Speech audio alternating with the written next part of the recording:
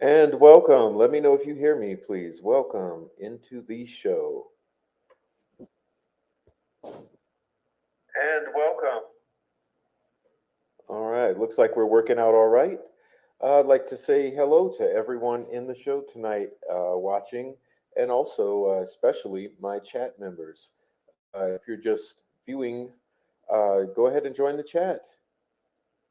It's a wonderful occasion to join the chat. Yes, it is.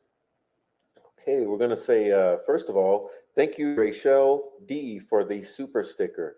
Thank you very much. I appreciate that support. Um, Apologize for the slight delay. Carol, welcome in. Amy, welcome in. Thank you for the flowers. And Marianne Foster, welcome in, Marianne Foster. Great to see you. You and Amy and Rachel and Carol. Jay Rabbit, welcome in. All right. Welcome in, everyone. It is a wonderful Wednesday evening here in the United States and a snowy evening. A wonderful day it was. And well, I worked all day on something that I cannot wait for you guys to see. But it won't be until next week. Next week. Working on something special for the 7th anniversary. And so perhaps Tuesday, I'll be premiering a video I'm working on. It's about 35 minutes long, and it's beautiful, and it's all the trails, and you'll check it out. You'll check it out. I'm putting some work into it. So that's what I did today, other than watch several shows because of the new document dump, if you want to call it that, the two filings that we find interest in the defense. So that was an exciting day, of course, this morning, and then everyone did a show today. Did you notice? Everyone did a show. So today we're going to not cover those documents yet. We'll get to it in a couple days, but today what we will do is pick up where we left off. We're going to be discussing a couple suspect guys. Okay. Not only have we covered Brad Holder pretty extensively, but now we're going to be getting into a couple other guys, starting with Elvis Fields, and we'll be reading through some of that today, and we'll try to keep it on the shorter side today, and read through some of that.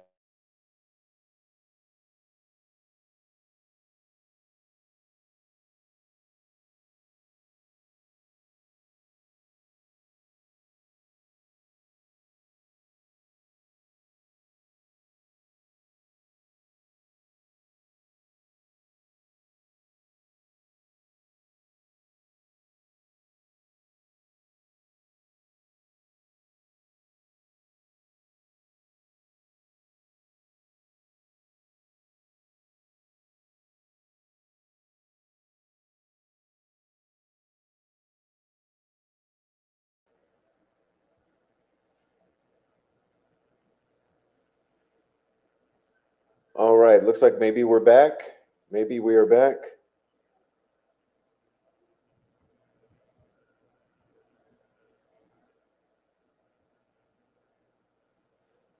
Okay, are we back? Good.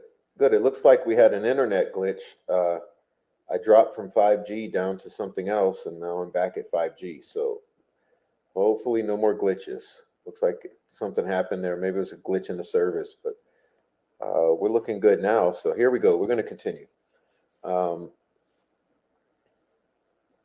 is it freezing again? Oh, man. Okay. If that happens to happen again and we get disconnected, don't worry. If we do get disconnected, I will start another stream in case that happens, but hopefully it won't. Yeah, there's every single podcast and every single YouTuber is doing a show today because of the documents, but we're going to skip those and work on them in a couple days. I'm sure you had your fill of them anyway. As I was preparing, I was going to cover them, But my original intention was to continue on with Elvis Fields tonight. And after watching several shows today, including Bob Mata, uh, Gisela, and Little Joe Lewis, I thought, hey, they've covered it pretty damn well between those three, Gisela, Bob Mata, Joe Lewis. No reason for me to beat it on into the ground. So we'll continue on with our intended episode 4, covering the 136 pages or the Frank's Memorandum. And now we're on page 91. So if you have this document handy with you, turn to page 91. We'll be covering or starting with Elvis Fields today, which is page 91. Can you believe we made it through 90 pages in 3 episodes? So it's 30 pages an episode, and not too bad.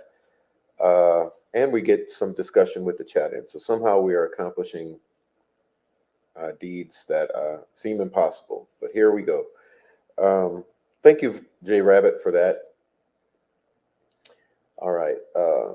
I'm glad we're all good. What's up, Noe? Noe's in the house. What's up, Noe? All right, welcome in, everyone. If you're here, before we begin, hit the like. Please hit that like, please. Hit that like. And also, I told you before, please subscribe to the backup channel and support in any way you would like. But most of all, if you're lurking, support by joining the chat. That would be great. Yeah, and what I'd like to say is I know that we're already 9 hours into this program, and we've covered 90 pages. So about 10 pages an hour. I mean, it's a lot. It's a lot. And to think that Gall didn't even thoroughly read through this document is amazing, because it's taken us nearly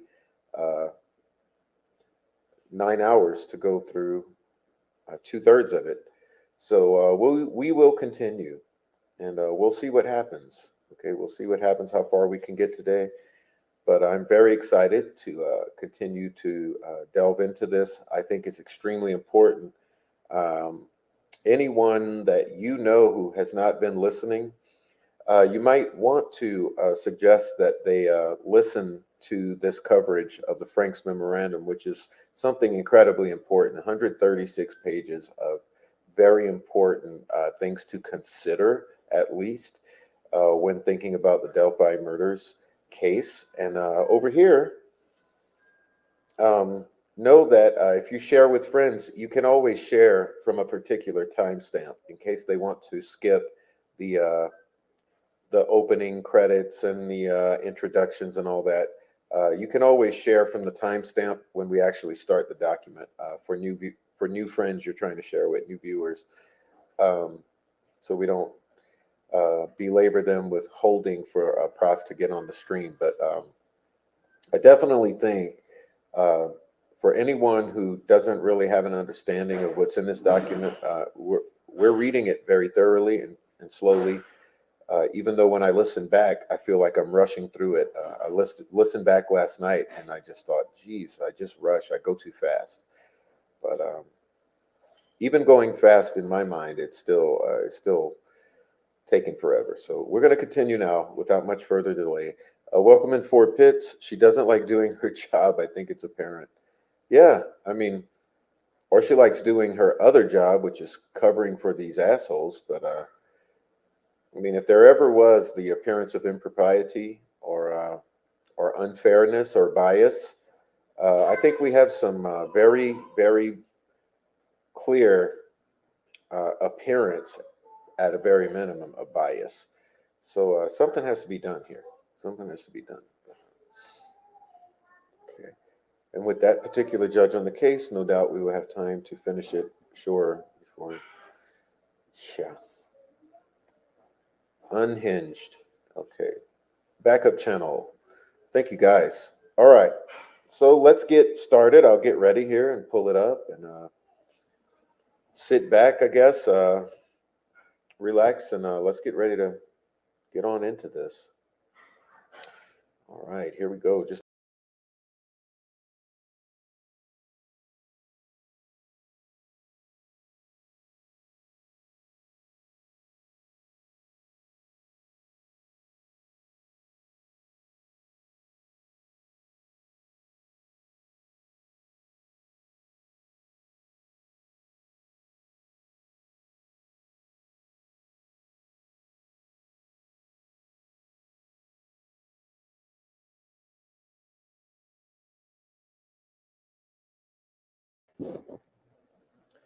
Okay, now here we go. Page 91.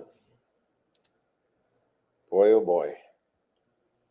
Elvis Fields' connections to the crime scene. Well, you may remember yesterday. Let me just summarize before we continue on.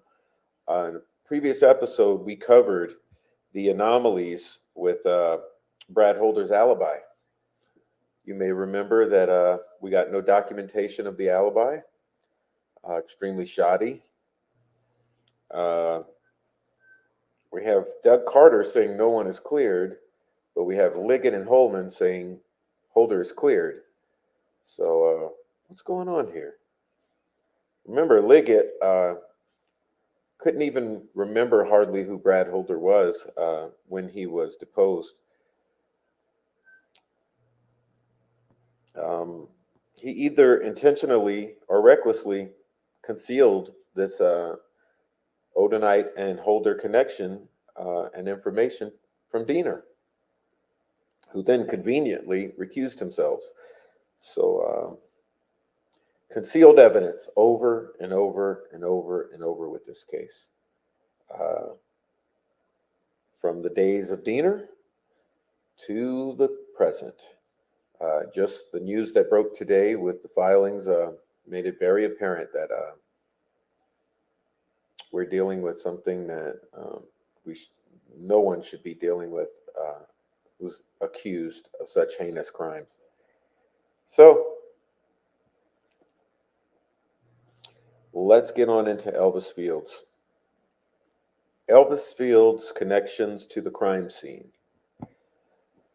The defense has previously discussed and presented the side-by-side photos that demonstrate that Elvis was mimicking Brad Holder, right, by taking time to recreate Holder's Facebook posts. You may remember that with the photographs. Elvis would then post the recreated Facebook post.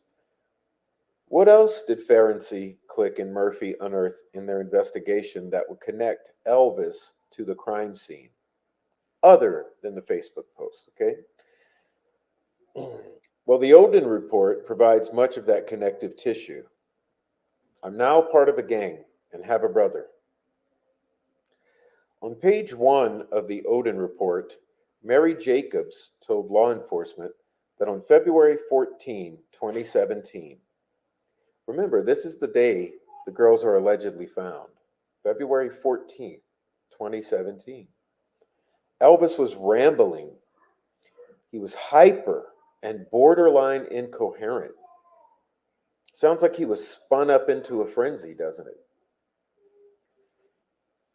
Remember, he is alleged to have something of a 7 to 8-year-old mentality. He was talking about having a brother, even though Elvis had no male siblings. And he was now part of a gang.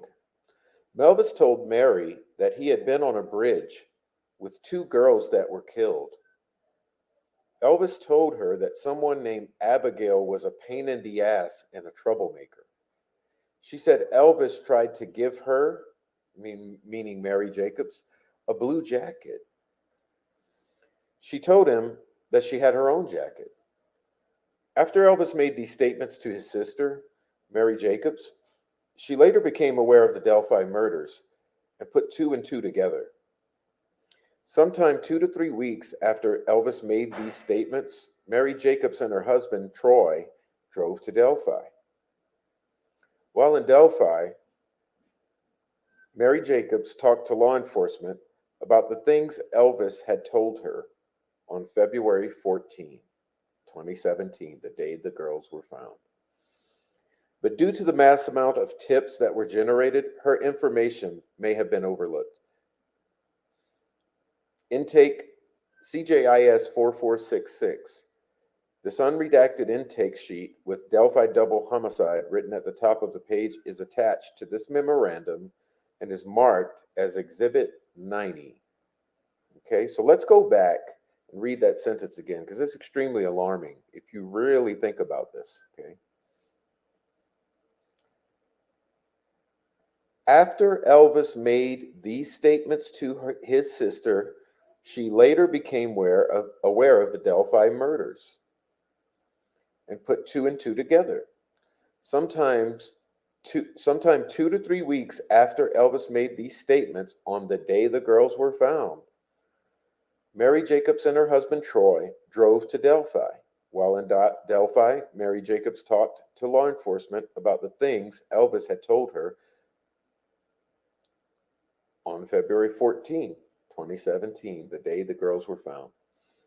But due to the mass amounts of tips that were generated, her information may have been overlooked.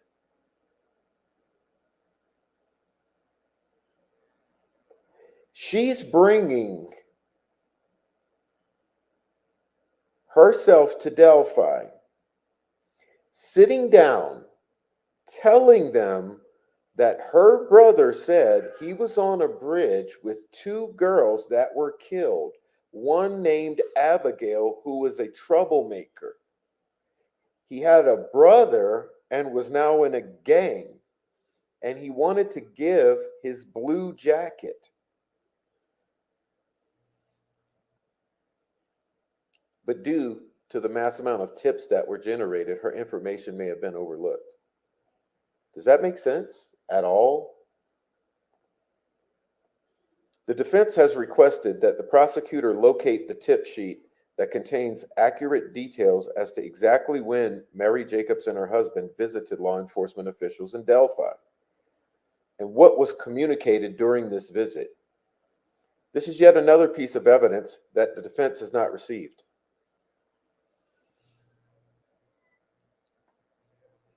If my spit is found on the girls, but I can explain it away, would I still be in trouble? In December 2018, Mary Jacobs enlisted the help of an old acquaintance of hers named Misty Moore.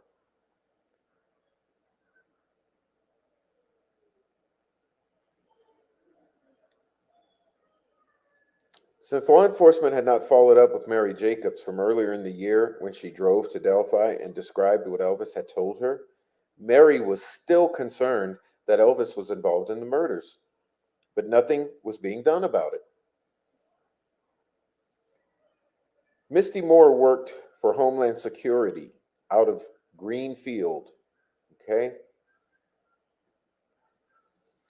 So Mary Jacobs is enlisting the help of her friend, Misty Moore, who works for Homeland Security. Mary was hoping that Misty could assist in locating someone from law enforcement to become interested in Elvis Fields.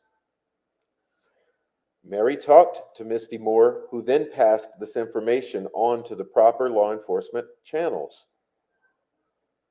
The unredacted copy of investigative thread 12253 is attached and marked as Exhibit 91 and filed confidentially.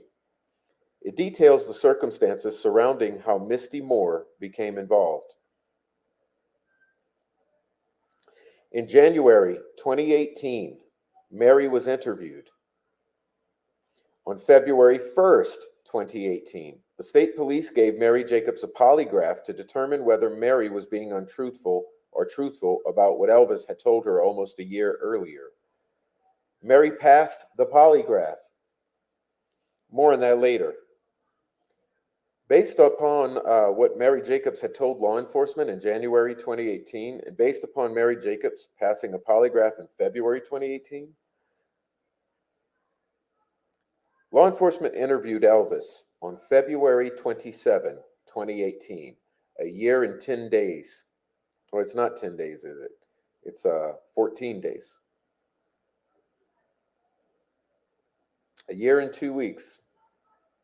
This interview was videotaped, but the defense team just received this video on September 8, 2023. Well, thank goodness it exists, considering what they have already done by destroying other evidence. So Mary, on her own volition, has gone to law enforcement twice. First, she goes immediately after the murders and says, look, You guys got to look at him. My brother, he said this and this and this. Okay. A year later, nothing has happened. So she thinks, hey, let me call my friend who works with Homeland Security in Greenfield. Maybe she can get me like someone who will listen to me. They polygraph her, decide that she's probably telling the truth about what she was told. So then they bother to go interview Elvis a year and 2 weeks after the murders. Jerry Holman from the Unified Command conducted this interview of Elvis. Kevin Murphy was also present. During this interview, Elvis agreed to take a mouth swab that would be used for DNA.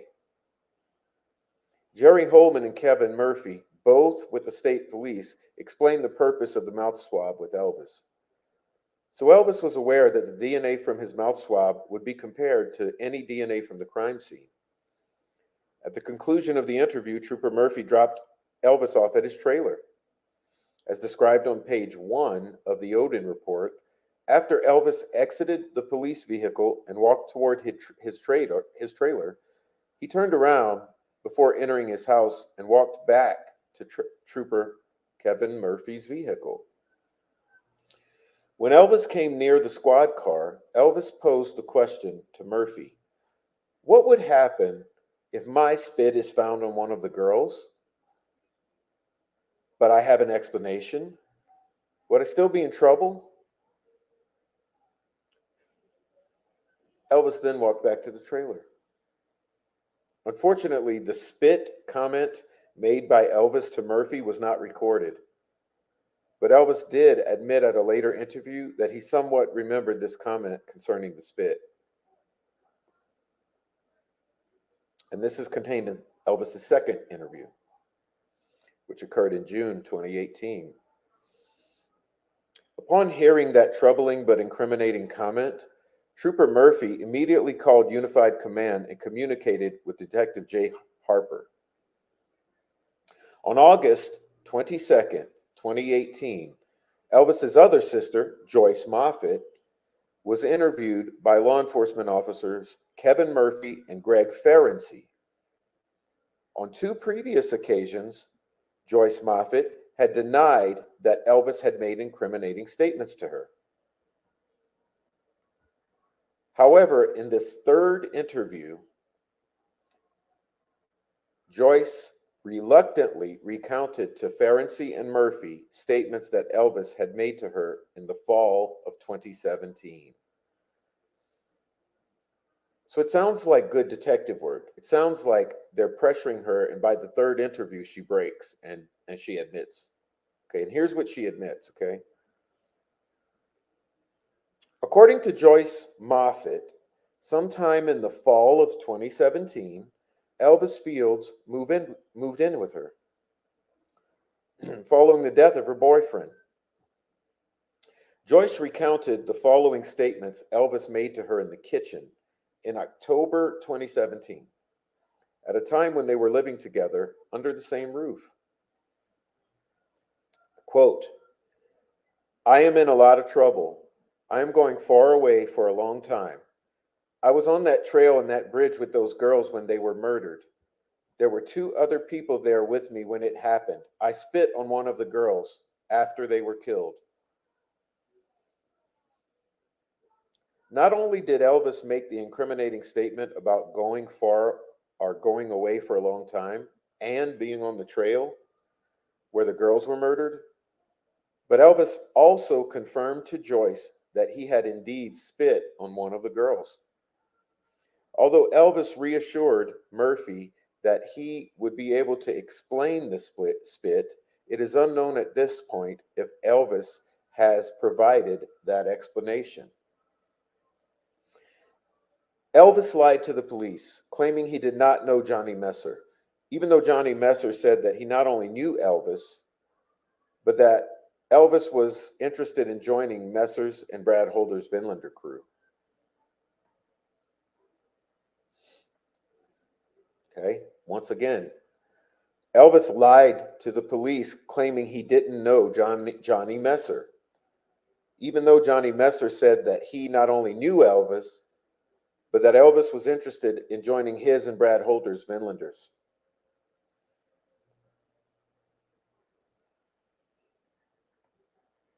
Oh, sorry about that. In June 2018, Elvis unequivocally denied knowing the recruiter Johnny Messer. Elvis's June 2018 interview, approximately at the 15-minute mark, is attached as Exhibit 92. The denial is important as it is evidence that Elvis knew that a connection to Johnny Messer would connect him to Brad Holder. And here we go with intent. Here we go with intent.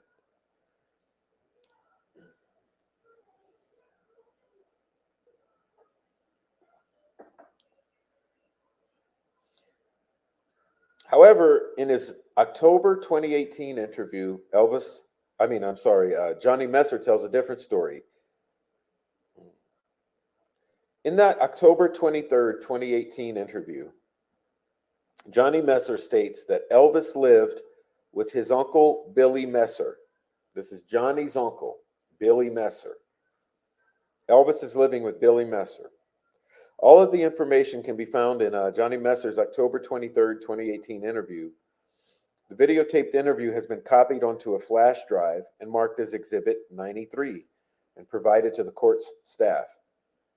Johnny Messer further stated in that interview that he would take firewood to his uncle's home during the winter that Elvis was living with him. Okay, most importantly, Johnny mentions that Elvis's boss, Ned Smith, remember his father figure who was by his side 24/7, who didn't want Elvis to be interviewed without him? Elvis's boss, Ned Smith, and his roommate, Rod Abrams, were all interested in joining Messer's Vinlanders Club. Remember, Brad Holder was also affiliated with that club. Okay. So Messer, I apologize, Elvis, Ned Smith, and Rod Abrams were all interested in joining Johnny Messer's crew and Brad Holder's, the Vinlander crew. However, Johnny claims that the Vinlanders would not be interested in the likes of Elvis, Rod, and Ned. Okay. So Johnny's poo-pooing the idea. He says, we're not interested in those guys. The importance of Johnny, I apologize, Elvis lying to the police about knowing Johnny Messer cannot be understated. Elvis had to know that if he was connected to Messer, then he would eventually be connected to Holder. It should again be noted that it is interesting that Ned Smith pursued an attorney for Elvis.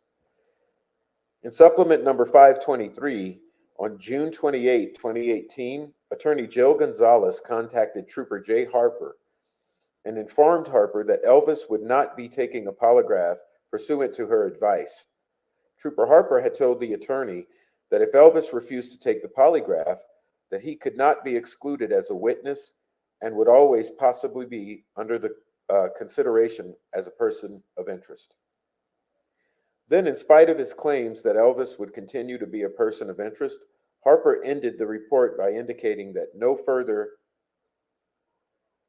at this time will be conducted regarding Elvis Fields. In other words, Harper was talking out of both sides of his mouth, telling the attorney that Elvis would continue to be a suspect, but then closing the book on Elvis by stating that there was nothing further to do at this time. Supplement 523 narrative is marked as Exhibit 94 and attached to this memorandum. It should be noted, again, that it is interesting that Ned Smith pursued an attorney for Elvis and that Ned Smith wanted to sit in on Elvis's October 2018 interview. In doing so, Ned was able to learn what type of questions were being asked of Elvis and provided Ned the ability to the interview if Elvis started saying anything incriminating to Elvis, Ned, or Rod Abrams. Okay, now remember, we're talking about Ned Smith, the self proclaimed father figure to Elvis Fields, the mentally challenged man. Okay? Again, it should be noted that it is interesting that Ned Smith pursued an attorney for Elvis and that he wanted to sit in on the October 2018 interview. In doing so, he was able to learn what type of questions were being asked and be provided the ability to end the interview if Elvis started saying anything that was incriminating to Elvis, Ned, or Rod Abrams. This person who wanted to sit next to Elvis at the interview and had previously paid for an attorney for Elvis is the same Ned Smith that, according to Johnny Messer, wanted to join Holder's Vinlander crew. All right? Are we getting an understand of what's happening here? Elvis's purported alibi. Okay. Rod Abrams lied about where he and Elvis were on February 13, 2017, and Rod Abrams' false alibi conflicted with the alibi Elvis provided. At his June 20th, 2018 interview, Elvis Fields told Ferenczi and Murphy that he remembered being at home in Rushville 492 days earlier on February 13, 2017. It is quite a remarkable feat for someone with Elvis's mental capacity to remember a specific day 492 days earlier. Some people, like actress Mary Lou Henner, are blessed with something called autobiographical memory, which allows that person to remember specific days in their lives even years and years later. As previously noted by Murphy, in his opinion, Elvis Fields had the mentality of a 7 or 8-year-old. Still, rather than admit that he had no idea where he was on February 13, 2017, Elvis claimed he specifically remembers not leaving Rushville on February 13, 2017. Page 1 of the Odin report and the June 20th, 2018 interview at the 14-minute, 35-second mark. Also in his first interview, Elvis told police that he had proof of witness that he didn't leave Rushville.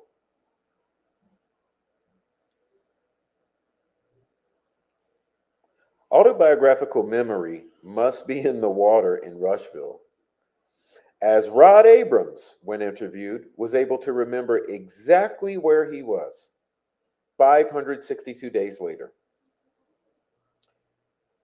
In addition to remembering that they were at the hospital in Muncie, Rod also stated that both he and Elvis had their phones with them. When told that law enforcement would check the cell phone records to see if Rod was actually in the hospital in Muncie, Rod explained that hospitals cut cell reception on phones because they interfere with hospital equipment.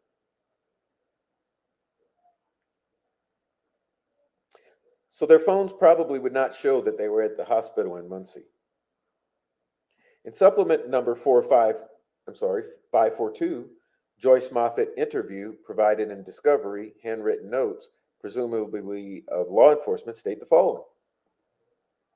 Fields, Ned Smith, Rod Abrams, not in Muncie on February 13, 2017, at the hospital.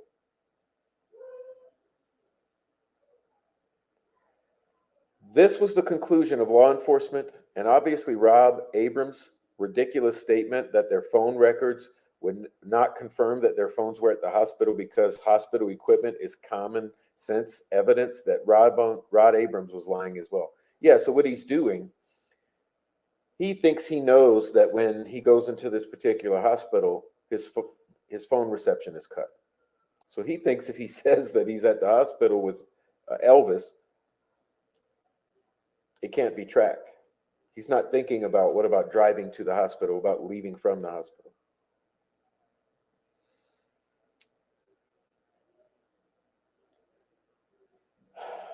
The phone problem. On February 13, 2017, phone records apparently show that Elvis's phone stayed in the same place in Rushville from approximately 10:30 a.m. until approximately 7:30 p.m. Okay? The defense has not received the phone records, but are relying upon page 1 of the Odin report for this information. So Elvis's phone tracks that it's at home in Rushville from 10:30 a.m. to 7:30 p.m. Does it mean Elvis is home? It only means the phone is home. Phone records also show that Elvis, for some reason, did not use his phone whatsoever for roughly 9 hours. So during the time that this phone is sitting and home, on February 13, 2017, for some reason, he does not use the phone for 9 hours. Elvis told law enforcement that he usually kept his phone on him. As stated in the previous paragraph, Rod Abrams stated that Elvis had taken his phone to Muncie to visit the hospital. Okay. However, phone records show that Elvis's phone was in Rushville during that time frame. The phone problem is twofold. One, Elvis's phone remaining at home for roughly 9 straight hours conflicts with Rod Abrams' professed alibi for Elvis, Ned Smith, and Rod Abrams. Two, in today's day and age, it would seem highly unlikely that Elvis simply did not pick up his phone for roughly 9 hours, especially when Elvis claimed that he usually kept his phone with him. The takeaway for any curious investigator would also be, at a minimum, twofold. One, Rod Abrams lied about being in Muncie, but Elvis forgot to stick with the lie. Elvis went up to Delphi but was told to leave his phone behind so that phone data would not show that he was in Delphi. It is unknown if Rod Abrams or Ned Smith's phone records were ever recovered. Suffice to say, Elvis and Rod Abrams' alibis are beyond highly suspicious. And remember, Brad Holder's is not confirmed. Elvis described forming horns out of sticks and placing them on Abby's head. Okay, let's think, please. Let's think. This is really important because we have to forget what we know and back up in time.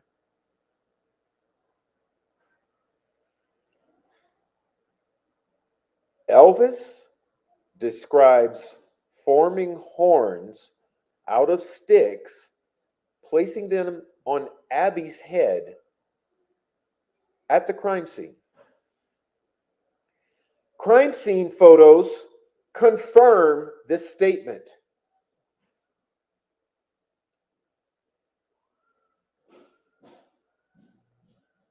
Perhaps the most damning piece of evidence that links Elvis to the crime scene was found in an unusual place. The middle of a report that memorialized the results of Mary Jacobs' polygraph exam. See Exhibit 98, close-up photograph of the sticks above Abby's head, remember, on top of the hair.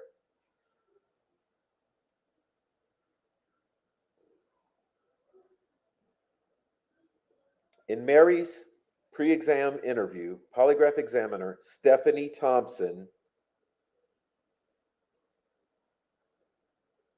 rest in peace, recorded that Mary Jacobs stated the following: Elvis told Mary that Abigail is a little troublemaker, that he placed leaves on her and used sticks to give her horns. Again, in Mary's pre-exam interview, Stephanie Thompson recorded that Elvis told her that Abigail is a troublemaker and he placed leaves on her and used sticks to give her horns. Horns and antlers are common symbols used in pagan rituals. And Brad Holder himself displayed the Odinite fascination with horns on his Facebook post. Find attached Exhibit 97 from Brad Holder's Facebook page. As you can see, the middle photograph is an image of a person with small stick-like antlers on top of their head. Find attached a close-up photograph of Abby's head, poor Abby's head, from the crime scene. From a distance, it's not immediately noticeable. However, upon closer inspection, it's obvious that someone involved in the killings intentionally placed small sticks from a tree on top of Abby's hair, on top of her head, to resemble horns or antlers. The horns formed from sticks on Abby's head look similar to the image found on Holder's Facebook page. Exhibit 97.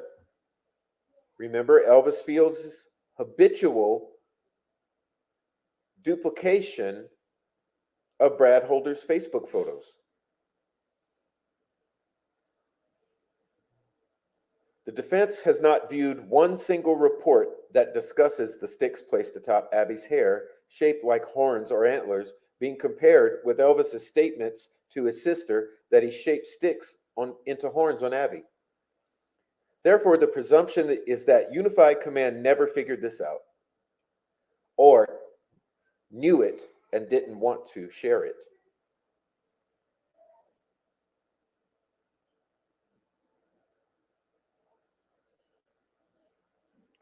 Trooper Purdy was present at the polygraph examination with Stephanie Thompson. Rest in peace.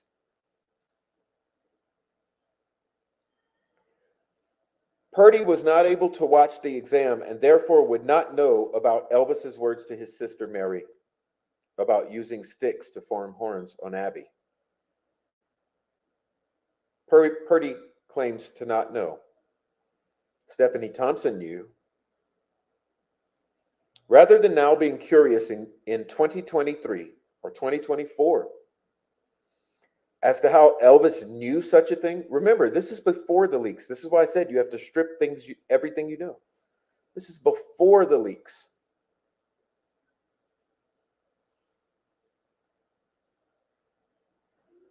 Rather than now being curious in 2023 as to how Elvis knew such a thing, and then using this new information as a basis to secure a search warrant or even an arrest warrant on Elvis, when factoring in all the other evidence and confessions to both of his sisters, sadly, it is expected that law enforcement will do the same thing, do the exact opposite of being curious. It is expected that law enforcement will claim that the photograph does not prove anything, or that the defense is exaggerating the photograph.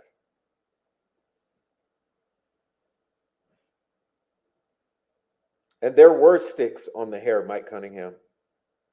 There were sticks shaped into something like antlers or horns laid on top of the hair of Abby on the ground. There is no doubt about it.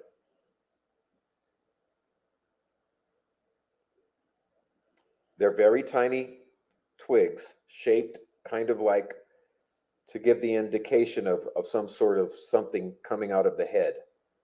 I would assume horns, antlers, spikes. Elvis Fields says horns. Let's just call them horns.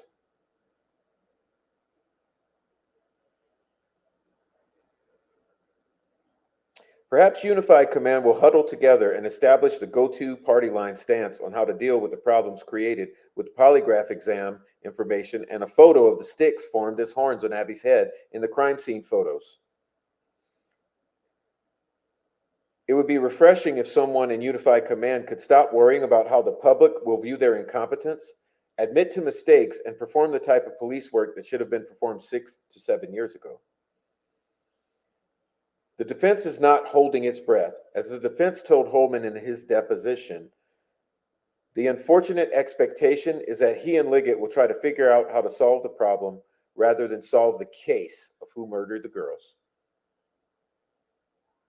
Elvis's insider knowledge of the crime scene may be a place for Holman to start. Yes, Holman. Elvis Fields would be a good place to start. Holder would be a good place to start. Johnny Messer would be a good place to start. Rod Abrams. Ned Smith.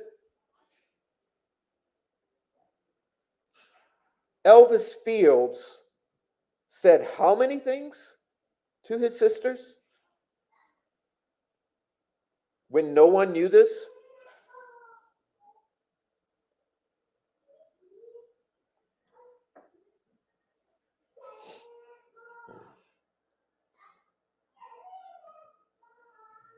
Again, part of the Franks analysis involves the court reviewing the behavior of law enforcement to determine whether Liggett intentionally concealed and falsified evidence in Liggett's affidavit for a search warrant.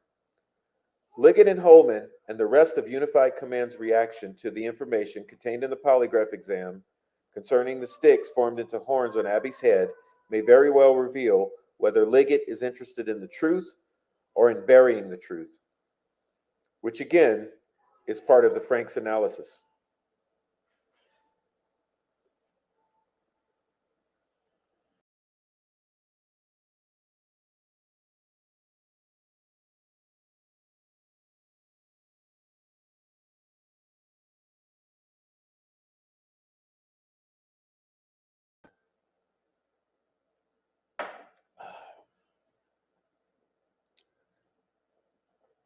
Again, part of the Franks analysis involves the court reviewing the behavior of law enforcement to determine whether Liggett intentionally concealed and falsified evidence in Liggett's affidavit for a search warrant. And I think it's pretty clear at this point that he did. Liggett and Holman and the rest of Unified Command's reaction to the information contained in the polygraph exam, rest in peace, Stephanie Thompson, concerning the sticks formed into horns on Abby's head may very well reveal whether Liggett is interested in the truth or in burying the truth, which again is part of the Franks analysis. The sticks were in the hair, purportedly. Yes, on the hair.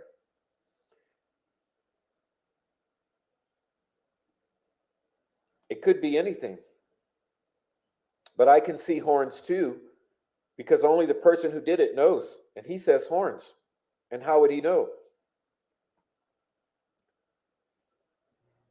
Patrick Westfall's connection to the crime scene. One moment.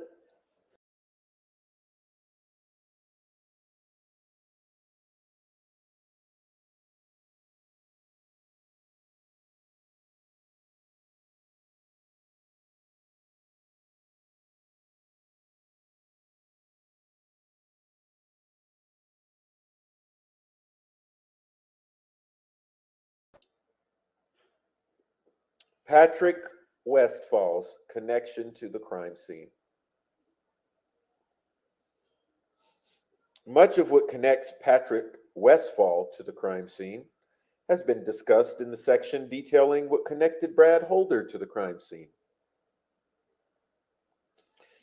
To shorten this section, the defense will numerically lay out both the evidence previously discussed as well as the few other pieces of evidence that tie Westfall to the crime scene.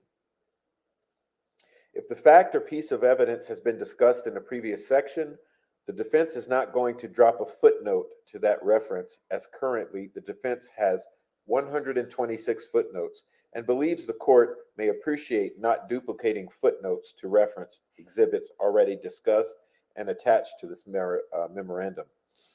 This will help shorten the already long memorandum. Point number one. Brad Holder and Patrick Westfall were friends at least until January 21st, 2017, as proven by a Facebook photo previously attached. However, according to Amber Holder and law enforcement monitoring Facebook posts between Holder and Westfall, a fight between Holder and Westfall occurred sometime in February 2017. concerning a ritual gone bad in the woods near a creek.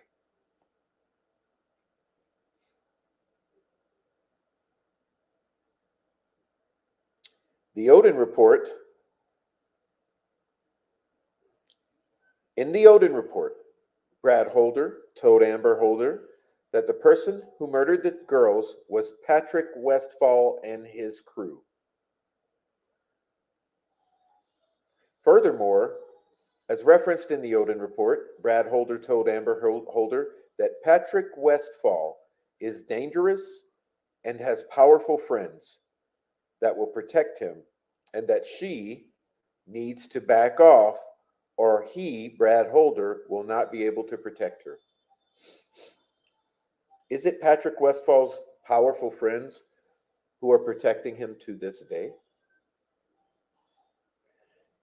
Is it Patrick Westfall's powerful friends who are protecting Elvis Fields to this day?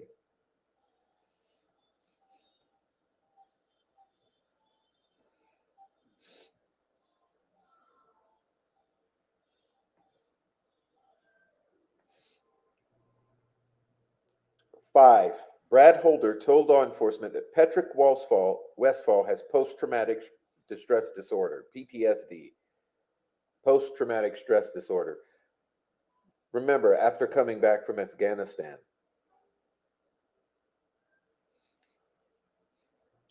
The video or ritual in Fort Wayne that Ferenczi sent to Liggett and which has been attached as an exhibit shows Brad Holder videotaping someone that looks like Patrick Westfall using his fingers to mark a tree in the ceremony at about the same height that the F tree was marked with Libby's blood, leaving the question of whether Patrick Westfall marked the F tree the same way that he marked the tree in the Fort Wayne ceremony video.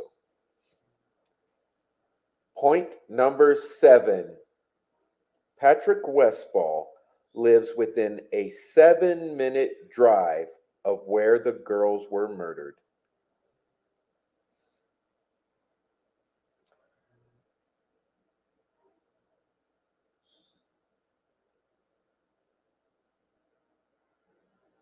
Johnny Messer and Brad Holder commonly hung out at the Monon High Bridge and in the woods around the High Bridge.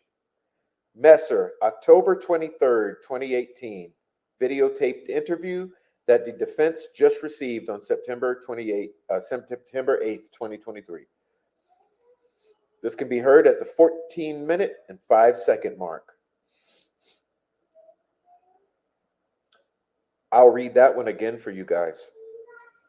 Messer and Holder commonly hung out at the Monon High Bridge and in the woods around the High Bridge. Westfall also admitted that he knew the woods around the Monon Trail very well. An unredacted copy of DIN C002561 is attached and marked as Exhibit 39, filed as confidential. A Patrick Westfall Facebook post from just 2 months before the girls were murdered shows Westfall cutting tree limbs into runes by slicing the tree limb with an electronic saw, creating clean, smooth edges to the tree limb. Find attached Exhibit 99, which is a Facebook post of Westfall cutting tree limbs into runes. Remember that there was a tree limb found placed on one of the girls that was cut clean. Point number 11. In that Facebook post, Holder is commenting, cutting runes. Now think about it. Typically, one would think cutting runes could be something like cutting a small block to then imprint a rune on, or perhaps carving a rune into a wooden object or some other type of object. But what does cutting runes mean when you are simply cutting sticks off of a tree?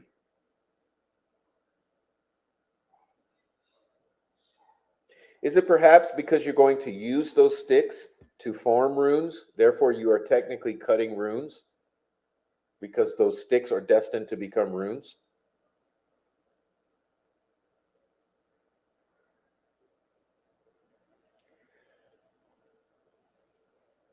At the crime scene, one of the tree limbs placed on Abby has its end sliced cleanly and smoothly, similarly to the way that Patrick Westfall is slicing the tree limbs in Exhibit 98.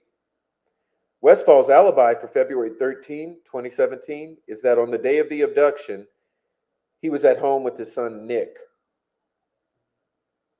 There is no evidence that law enforcement knocked on doors to determine if Patrick Westfall was at home at that time, nor any evidence that law enforcement walked around the neighborhood to see if any Ring door cameras or any other type of cameras caught Patrick Westfall leaving the house.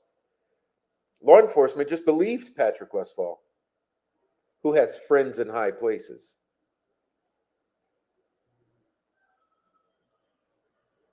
"15. Patrick Westfall was a pastor for a religion known as Azatru, which is a warrior type of religion with many gods, including Odin and Thor. Patrick Westfall and Brad Holder were both affiliated with the Vinlanders Club or gang, along with Johnny Messer. This information is contained in multiple places, such as DIN C002561, Exhibit 39, and in various points in Johnny Messer's October 23rd, 2018 videotape statement that was only provided to the defense on September 8, 2023.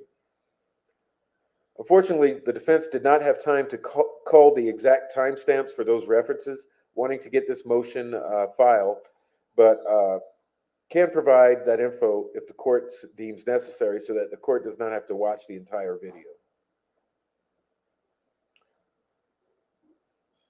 On March 2nd, 2017, only 16 days after the girls were found murdered, Unified Command member Kevin Hammond indicated that there was no lead required concerning Patrick Westfall, meaning no further need to investigate Patrick Westfall.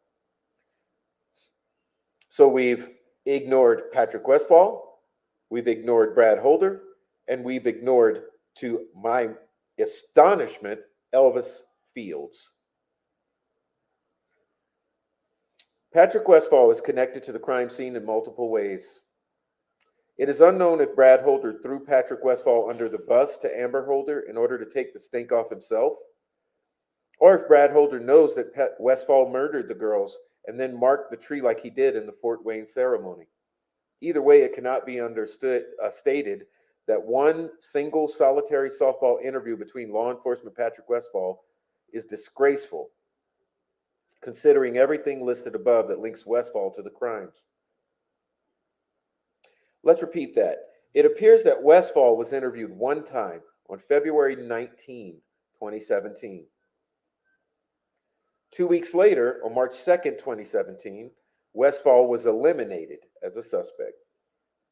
The defense is unaware of any search warrants requested on Patrick Westfall to determine whether this Azatru pastor, Odinite, had taken clothes of Abby or Libby as ceremonial keepsakes, or even if he saved Abby's blood. By looking at the 5-paragraph report generated from the only interview of Patrick Westfall, it looks like law enforcement did nothing but lob giant softballs at Westfall, who has friends in high places, rather than conduct an intense interrogation by the way citizens would expect from someone that evidence shows is so closely connected to these crimes. Okay. Let's get on to Johnny Messer. Johnny Messer. As previously discussed, Johnny Messer was close with Brad Holder and Patrick Westfall, and also knew Elvis Fields, Ned Smith, and Rod Abrams. Johnny Messer knows everyone in this circle. Furthermore, as previously discussed, Johnny Messer was a recruiter for the Vinlanders.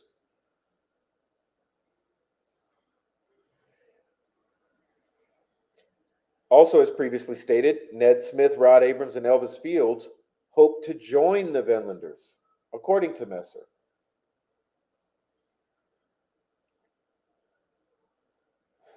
Around Valentine's 2017, Johnny Messer went up there to Delphi to hang out with his Vinlander buddy.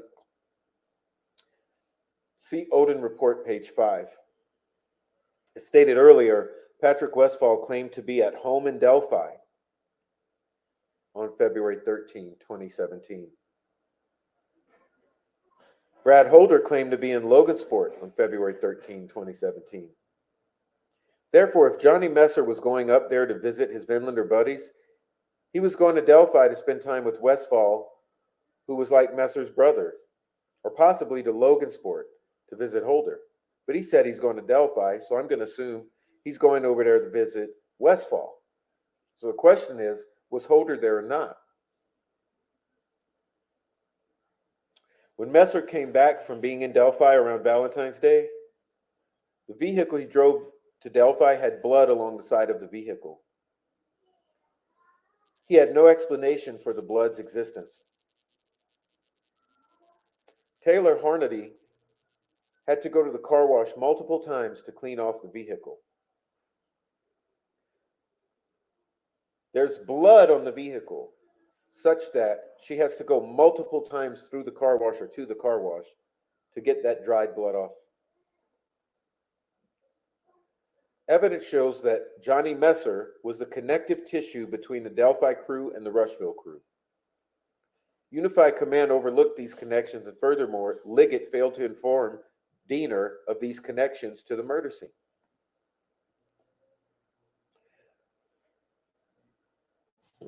Messer claims he goes to visit Delphi.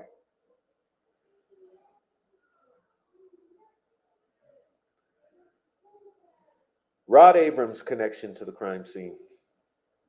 Rod Abrams told police a lie about his whereabouts on February 13, 2017. I'll repeat that for you. Rod Abrams told police a lie about his whereabouts on February 13, 2017.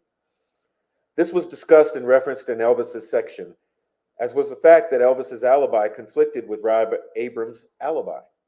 Here are a few other evidentiary nuggets picked from the defense's review of Rod Abrams' February 2018 interview that the prosecution just provided the defense on September 8, 2023.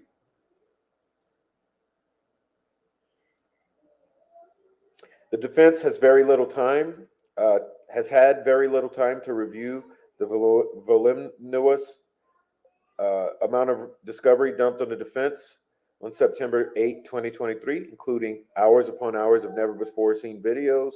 Therefore, the defense will do its best to detail the important aspects of Rod Abrams' video with reference to the mark in the video where the words are spoken. And remember that the defense has just had another dump of evidence or discovery.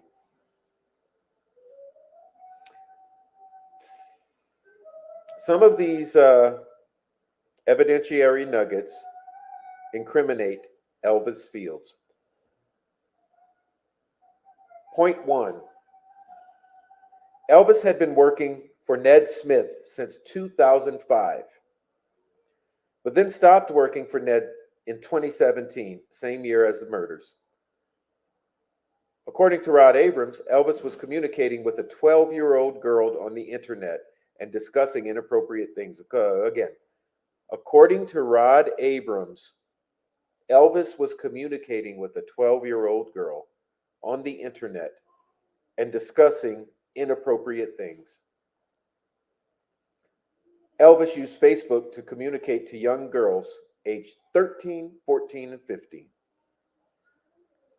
Elvis Fields is communicating with 12, 13, 14, and 15-year-olds. What are the ages of our victims? When law enforcement asked Rod, has Elvis ever talked about doing anything to a couple of girls, there's a long pause. Then Rod Abrams finally said, no. The law enforcement officer then said, are you sure? Rod responded, he has, The law enforcement officer then says, "You kind of hesitated when I asked you that." When Rod Abrams is asked if Ned Smith and Elvis will also say that they were all in Muncie on February 13, 2017, Rod Abrams doesn't answer the question. But after another long pause, tells a long rambling story about how Ned doesn't always remember things. Okay, so he's getting into excuse making. Finally, law enforcement asks Rod if they can look at Rod's phone to see any text between he and Elvis. He refuses, claiming that Elvis no longer has his phone number after Rod changed phones.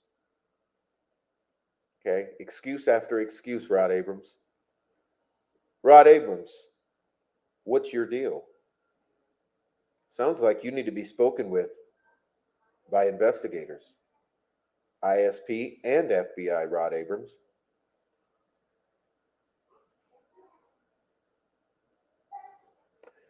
According to Johnny Messer, Rod Abrams, along with Elvis and Ned Smith, were all interested in joining his and Holder's Vinlanders. The lies about Elvis's alibi should have been especially alarming to Unified Command. However, the items enumerated above all should cause Unified Command to pause about Rod Abrams and Elvis Fields' involvement in the murders. Conclusion of Part 2. Part 2 was dense with information. However, the court should be able to see that Tony Liggett knew about the obvious connections between Odinism and the murders, and specifically the connection to Brad Holder, Patrick Westfall, Johnny Messer, Elvis Fields, and Rod Abrams. Again, Liggett knew about the connections between Odinism and the murders, specifically about the connections to Brad Holder, Patrick Westfall, Johnny Messer, Elvis Fields, and Rod Abrams, based upon discovery.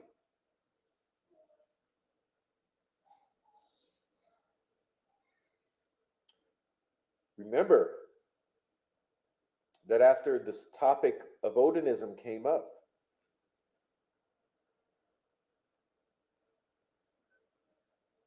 magically, the Odinist patches disappeared from the guards at Westville. Someone's whispering under the table here.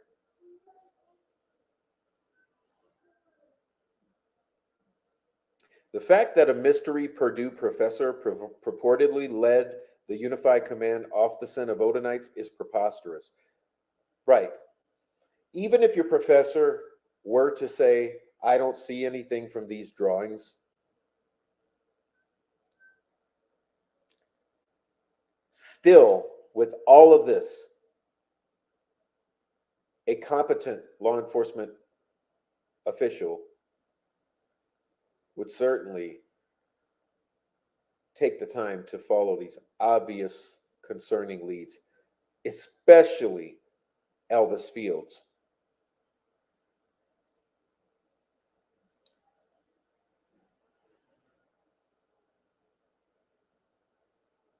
Additionally, according to Todd Click's affidavit, the FBI Cold Case Unit determined that Odinites were involved in the murders.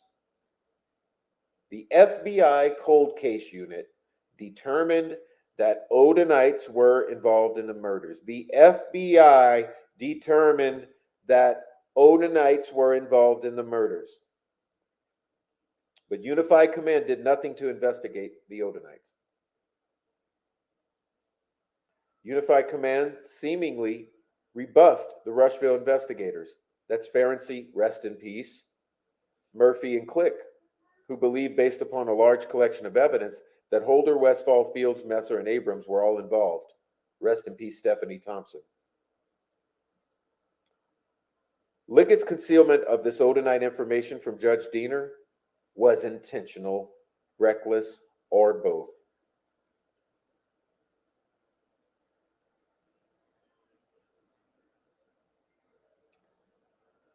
Why don't we put the emergency brakes on this investigation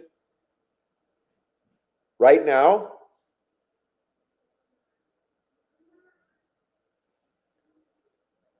And go back and look at these folks?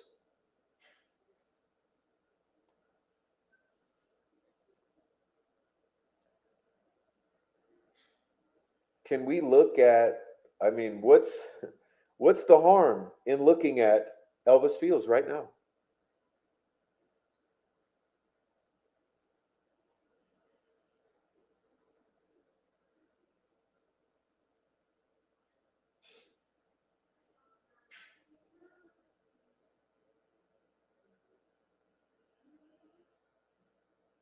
Was Stephanie Thompson murdered? We know that Greg Ferenczi was murdered by one of these guys. Was Stephanie Thompson murdered by one of these guys?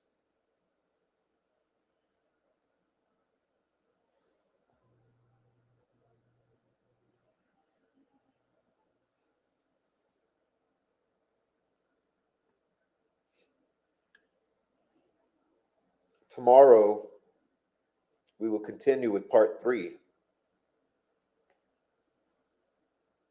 Liggett concealed and falsified evidence in his affidavit for a search warrant.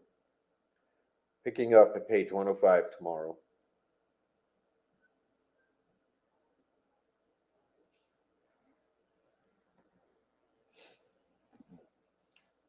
You guys please give me about a 1-minute break to get some water, stretch my legs, and we'll dive into the chat. We have a very small crowd here tonight. I think everyone is burned out from the long day of podcast, live streams, and the emotional roller coaster of the 2 filings from the defense today. So it's a small, cozy crew. So I'm going to get some water, stretch my legs, take 1 minute or so, and we'll be back to chat with the chat. If you're in the lurker crew, please join the chat. It's a small crowd tonight. Join the party. Help your community members out. And while I'm up, please take some time to hit the like, subscribe to backup channel, and send some support. I'd love your contributions.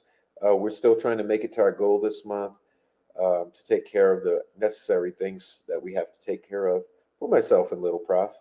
So please take advantage of the funding pathways such as Buy Me a Coffee, Cash App, the over here in the super chats and whatnot. Appreciate you all, and please join the chat, and let's get this conversation started in the chat. I'll be right back.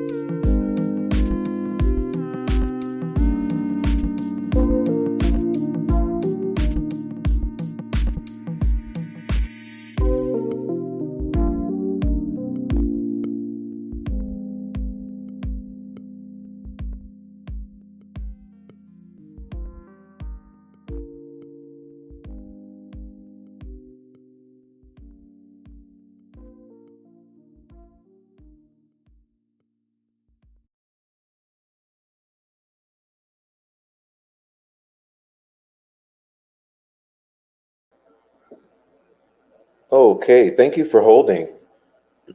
Thank you so much for holding.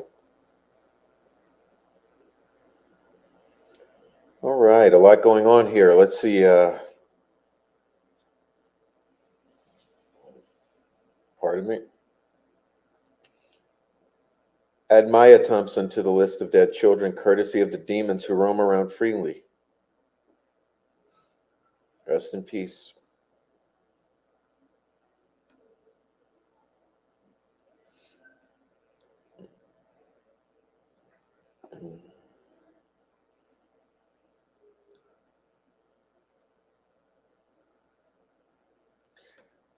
I was just number watching and thinking the same. Where is everyone tonight? Everyone's exhausted. I'm pretty sure. Everyone's totally exhausted because today's been like a long day. Everyone did shows today to cover the new documents, and it's just a lot. So it's a cozy crowd tonight. FBI said there was Odinist activity. FBI also said those girls arrived at 1, approximately 1 p.m., near Ron Logan's, approximately. All right. Let's see if I can welcome on in people who have come in that I have not welcomed yet. And I apologize if I miss you. Let's get back. I know I missed a lot of chat. I'll back it all the way up. Let's see. All right. I welcomed Noe. Okay. Let's see who else we got in here. Kenneth. Welcome in, Kenneth. Welcome in, Kenneth. Good to see you again. Every day and more deceptive information coming from law enforcement. This is beyond disgusting. Yep.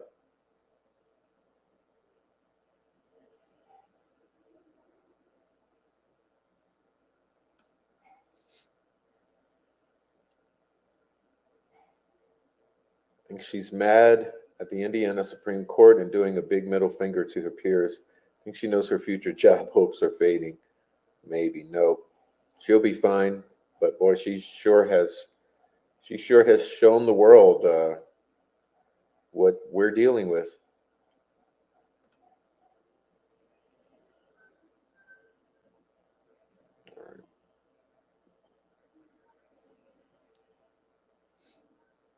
All right. Let's see. Welcome in K West. Mike Cunningham. Welcome in Georgia Jakes. Yeah, she did the right thing, didn't she? I mean, she basically had to force law enforcement to listen to Elvis Fields. She had to force it.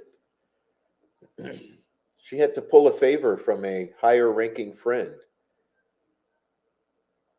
I mean, how many red flags do we need to be looking at? Yeah, it's her brother. Both sisters incriminated the brother, and he had knowledge of things he should not have had knowledge of. Welcome in, Pam Sheehan. Thanks for being here. Mike Cunningham says Elvis has left the trailer. Touche. Elvis has left the trailer. What the hell? You guys are crazy.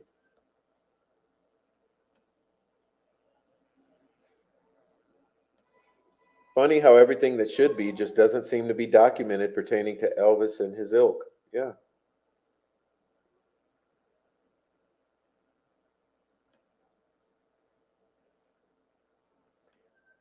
Who could explain any of that shit away? But more to the point, why didn't they make him?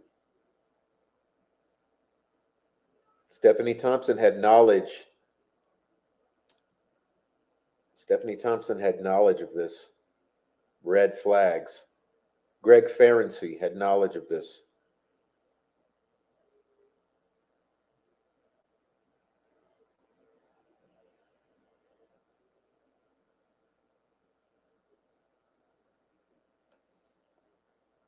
Anything they did investigate, they spent an inordinate amount of time sweeping it all under the rug.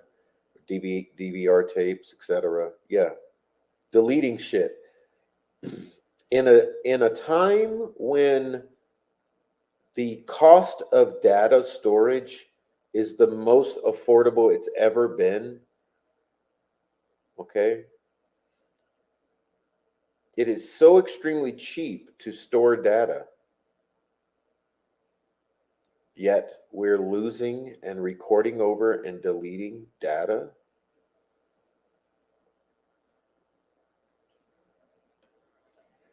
Georgia Jakes says, this is exactly how cases like this are solved. Someone at the top, like lead investigator, has to be in charge of what's investigated. And Liggett always said no. Is there anyone clean in law enforcement in Delphi? Nope.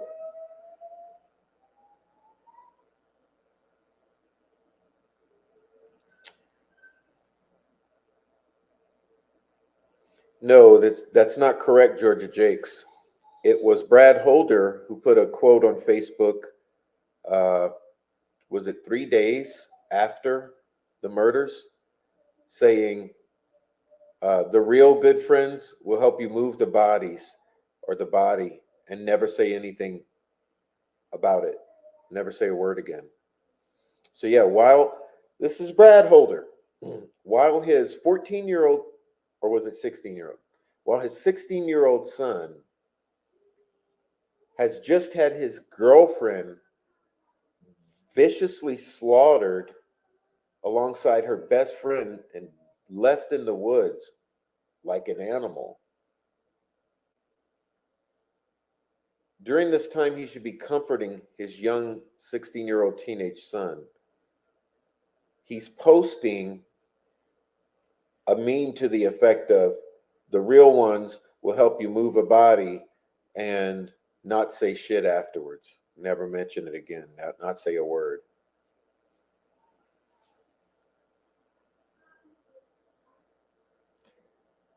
I think you're right on it, Luna Ray. Maybe they're this stupid, and so naturally they think the rest of us are on their level. Well, that's all the trolls. Okay, listen. You just hit the nail on the head, and I really hate to say it.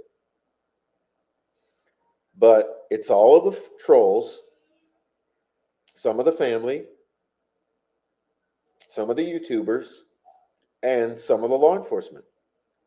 They all think that we're so stupid that we'll never see this. Just like they thought that no one would ever see in that discovery the statements of Elvis Fields and his sisters.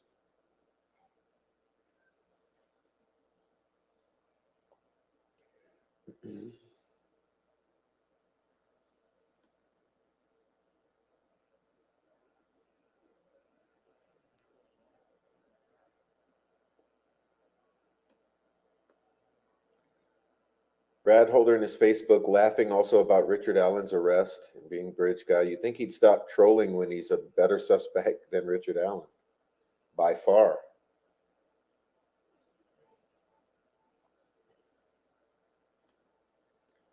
I wouldn't live there. I'd feel scared for anyone of different race or orientation. Yeah, especially race.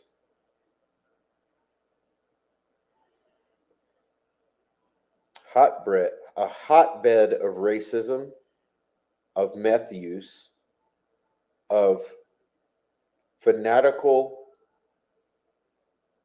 pagan belief systems, and racism.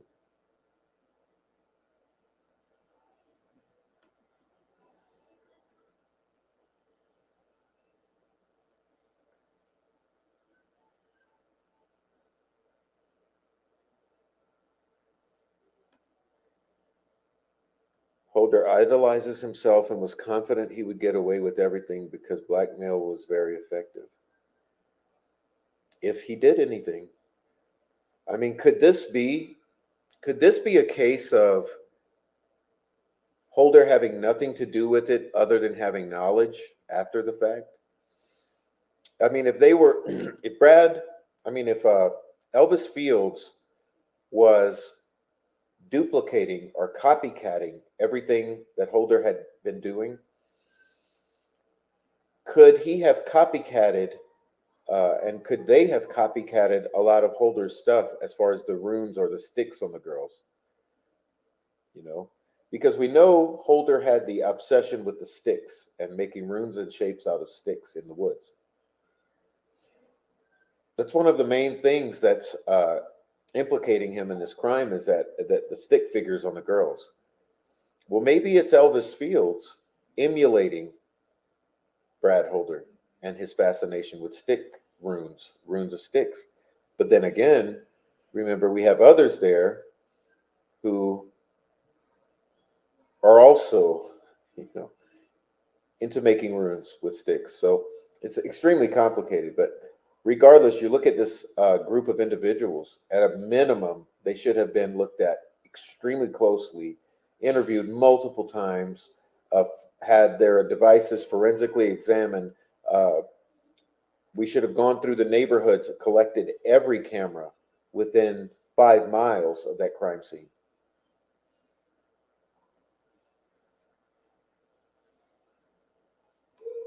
Welcome in, Nancy Drew. Thanks for being here. Now we can start the party. You made it. Welcome in, Nancy Drew.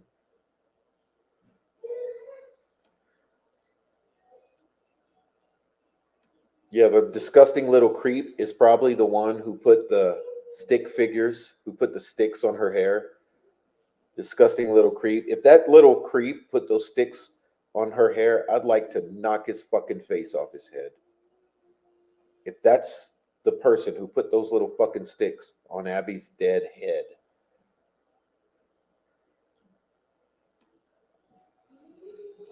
Phones were planned and thought out. The phone they found under Abby was no accident, and they must have had put a pic of Alan on it themselves. Yeah, it's a whole setup with the staging. So that's the biggest verbal admission this case has to offer. Why isn't he in prison? I know. Why do we have Richard Allen? Remember, there is no muddy and bloody. There is no muddy and bloody. There is no bridge guy dressed guy with a blue jacket walking on that road. It's a guy with a tan jacket who's not muddy and bloody, but merely muddy. Was the blue jacket that Elvis tried to give his sister the jacket that the person was wearing that we call bridge guy? He admitted being on the bridge with two girls who were killed, and one of them was named Abigail, and she's a troublemaker. And he placed horns on the head. He knew of Brad Holder, often emulated Holder. Well, Holder often posted Facebook posts of sticks making runes. I mean, come on. Isn't this becoming like very, very obvious right now? Isn't it? Isn't it sinking in? And isn't that sinking feeling hitting you as the reality hits that this is fucking obvious? This is red flags. Like there's something. How would he have knowledge of the crime scene? How would he know that he's on a bridge with two girls, one's named Abigail, and there's horns placed on her head with sticks?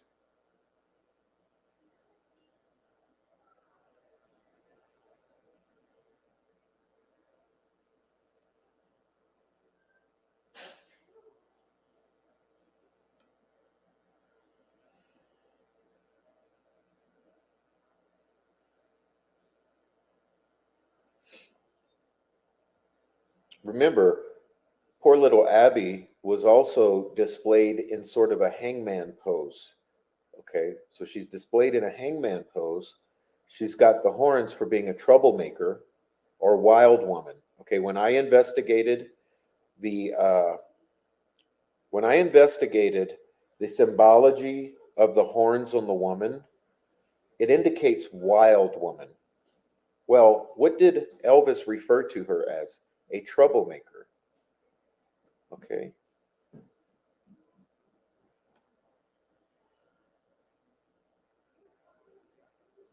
Birch is also a mystical branch in their belief.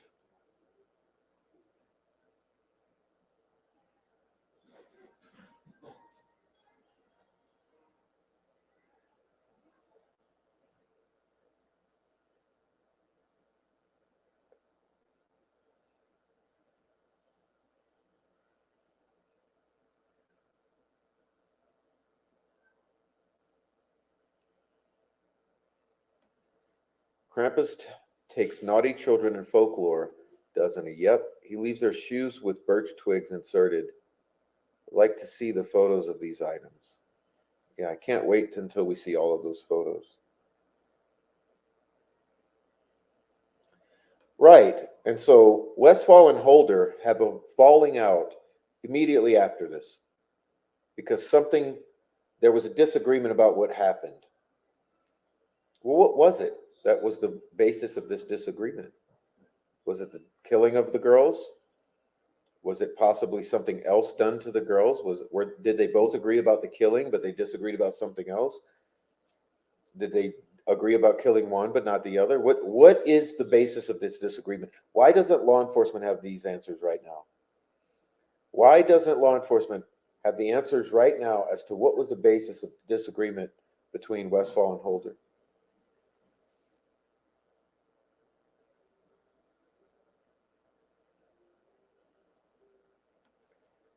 If both were fully clothed, I would be sus on non-secular aspects. Yeah, remember, we were told from day one by Robert Ives. But being opposite, it was definitely a message and not random. Yes, it's so unbelievably distinct that one is laid respectfully and fully clothed and clean, and the other girl is laid disrespectfully, is nude and bloodied.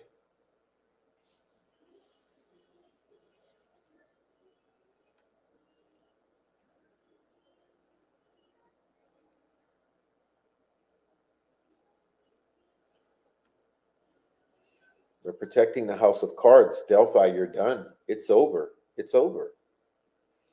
It is over. The world is watching. We're talking to the world. It's over.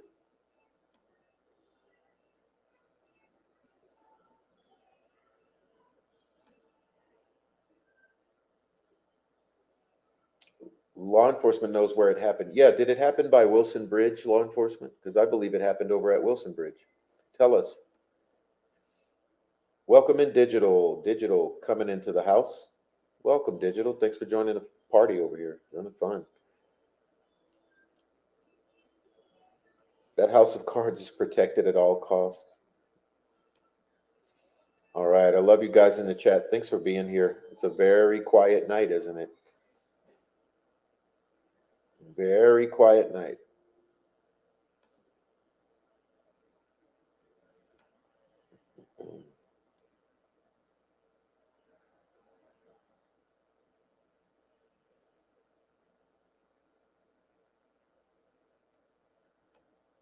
Problem with houses built from flimsy cards is a single card falls and it all comes down. They're screwed.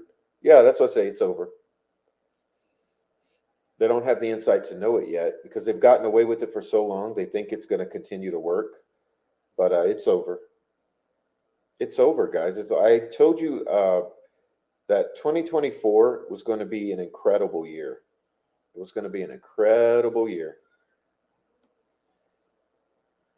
I still believe it's going to be an incredible year. It's over. The dam has burst.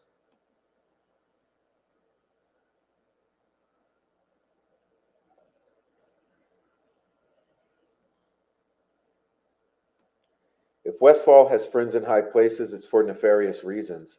It ain't to have a tennis partner at the country club. Fucking A.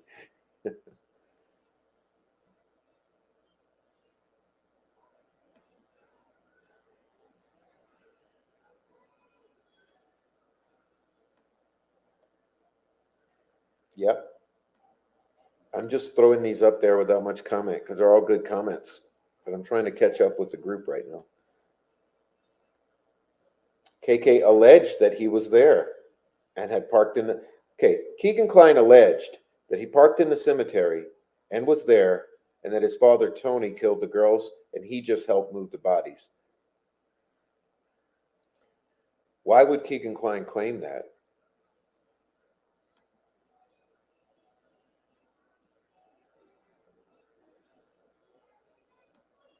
Yes, Georgia Jakes, you're talking about a church in Florida that is highly suspect as a money laundering operation.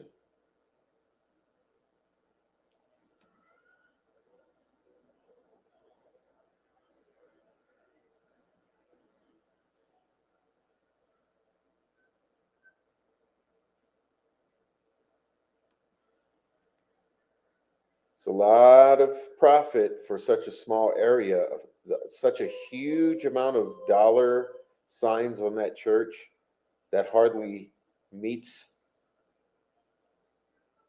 math. Don't math, but the math definitely meths. And Elvis Fields, remember, was talking to 12, 13, 14, and 15-year-olds. Elvis Fields was talking inappropriately to 12, 13, 14, and 15-year-olds. Why did Gull ignore this Frank's memorandum? Why?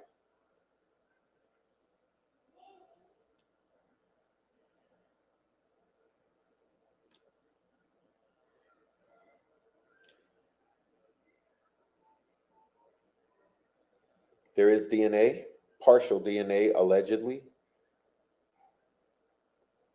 Ryan Logan owns Ron Logan's property. So Ryan Logan is the son of Ron Logan. So the property went to his son, Ryan. That's who owns Ron's.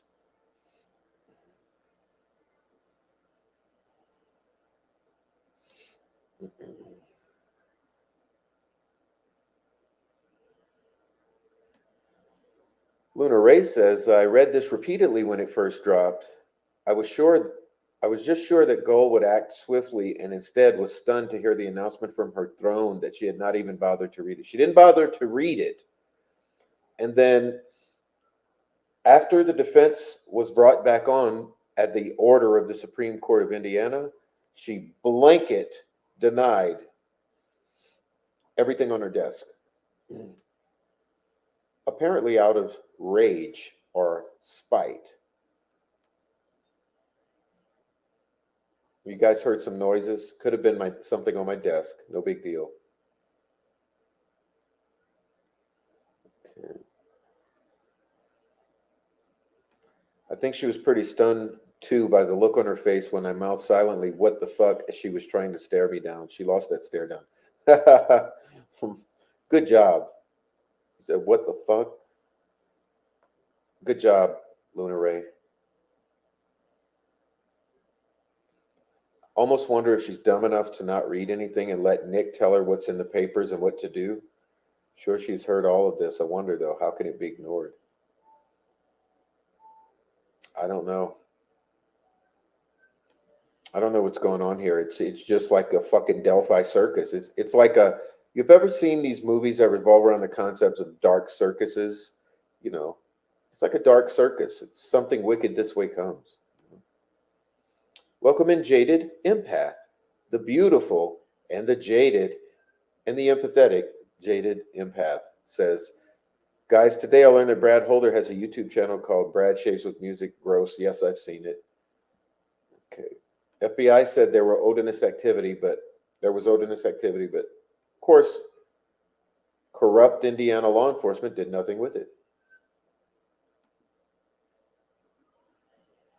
Where is everyone tonight? What happened to everyone? All right. She looked scared of you. You stared her down. You gave her the psycho stare.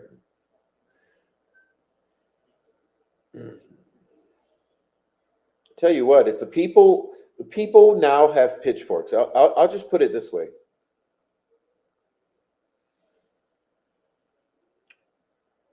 Like I said, the dam is broken. The people are now gathering their pitchforks. Okay, the world is watching, and the people have all gathered their pitchforks because they're not having it. They're not having it.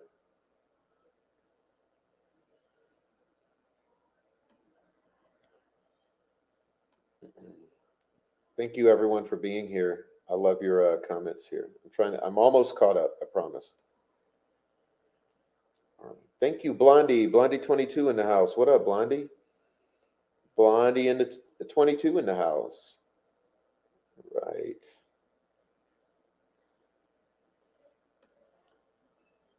Part 2 honestly made my anger at the amount of solid leads. Yet they've already convicted and sentenced Richard Allen. Yeah, all the dumbass YouTubers have for sure. Law enforcement, I mean, the state, I'll put it this way, the state and the fucking idiot, shill, paid for YouTubers are definitely along these lines. But we're actually looking at discovery here. We're talking about actual discovery. Okay.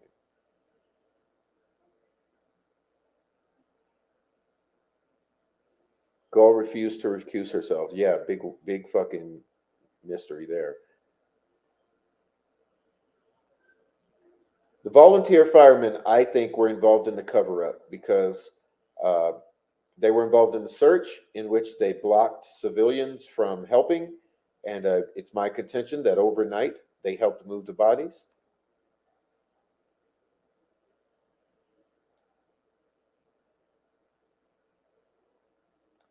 How will they try to spin the interview video tampering? I don't know. I'm sure we'll find out. Can't look away. I'm pretty sure it was a firefighter who played angry after he found the bullet 3 days later. Sunlight is the best disinfectant, and they are drenched in it. Yeah, that's what I mean. It's over. Okay, it's over. Pitchforks are coming out.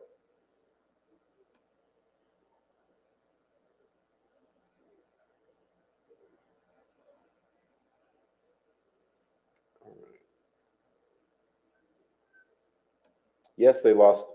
They lost or could not recover the gas station footage. Bullshit. I call bullshit. Was Elvis the one with a little bit of conscious left? I don't know. Welcome in. Good evening from Southern Indiana. Well, good evening. Hey, Southern Indiana, from the heart of our beautiful state. Good question, but I don't think Carter knew about all of this, or if so, didn't want out. I have a theory about that, but doesn't matter now since we know what the crime scene was like.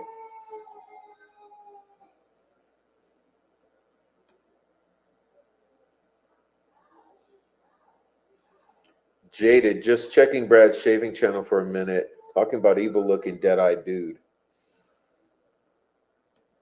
Oh, welcome in, Tree Hugger. YouTube keeps deleting my comment from the live on the live from yesterday. Oh, I'll go into the filter, see if I can approve it.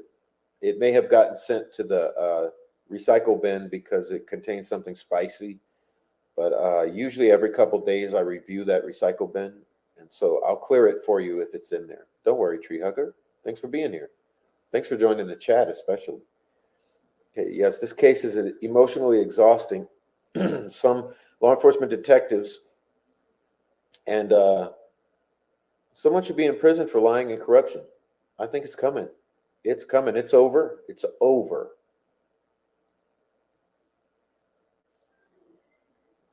It is over.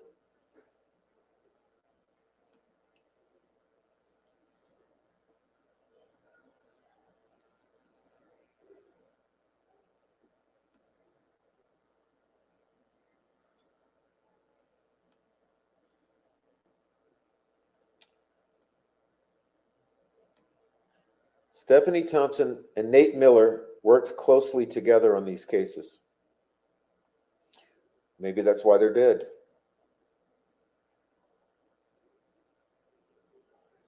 What did Stephanie Thompson know? What did Greg Ferenczi know? What did Nate Miller know?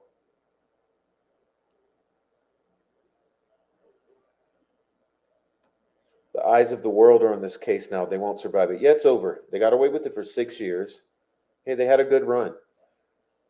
Using all that they did to try to damage control this case by using social media, using Facebook, YouTubers, all the things they did to try to control this and do damage control and keep everything together.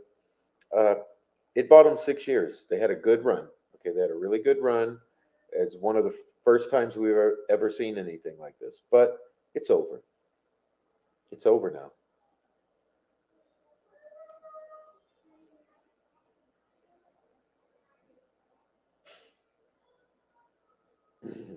Nate Miller was Pat Lost My Keys in the Wood Brown's alibi.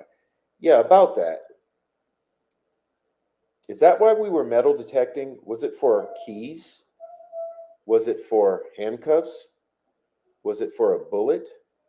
Or was it for something else dropped at the crime scene?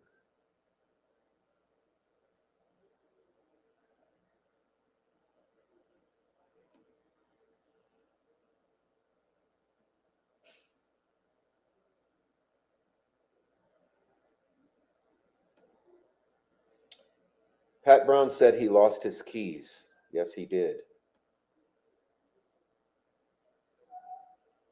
All right, welcome in Frenchie 6290, my man. Detective Nate Miller is uncle to RSO Clayton Miller, who was and is a friend of both Abby and Libby and was on the trails that day. Look up Clay Miller on the Indiana RSO list.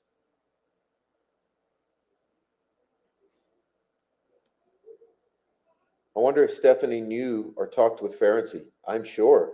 I'm sure.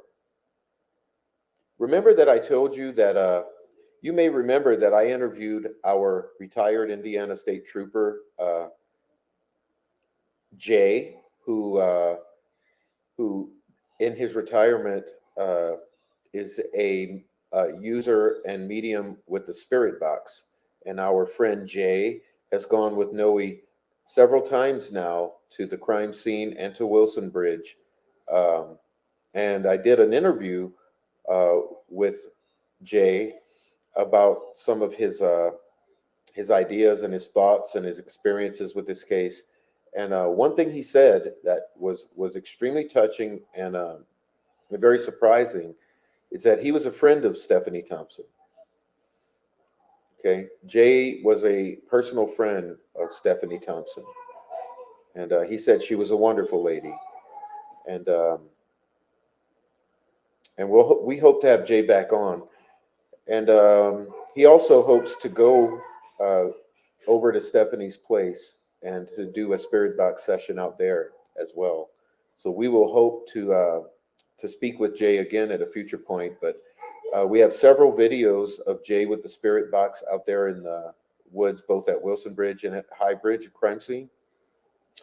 And we have the full length interview with Jay, in which he discusses his very strange interaction with the mirrors. Um, after in the month after the murders. So if you haven't gotten to know about retired Indiana State Master Trooper Jay, he's a friend of the channel and was a friend of Stephanie Thompson. So we look forward to speaking more with Jay and having him back on the channel. But you may like to check out some of that if you haven't already. Okay, Pat Brown and Clay Miller were close friends. Interesting. I always heard that Nate was Pat Brown's alibi. But recent someone said he was Tobe's alibi, so I don't know. Someone just said Liggett's too. Welcome in, welcome in. I went on that bridge yesterday and I am as guilty as Richard Allen. Well, you were there. Yeah, if you were there. Welcome in, though. Thank you for coming to the channel. We're almost done here. I don't want to be graphic, but autopsy shows blood missing with Abby and blot only with Libby, and the rest missing that should point directly to ritualistic reasons. No way Richard Allen want to be or not. Oh, that's a little strange how you type that. You didn't type very well. It's kind of hard to interpret, but I think the blood was probably consumed. I think they probably decided to drink some of the blood. Is what I would assume based on all other context.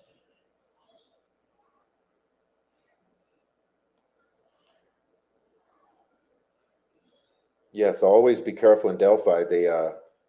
The ground is fertile with blood in Delphi and Carroll County. Cheers, French. Thanks for the facts. French always brings facts. Seeing as how everyone in this case is related or know each other, I would say a definite yes, Nancy Drew.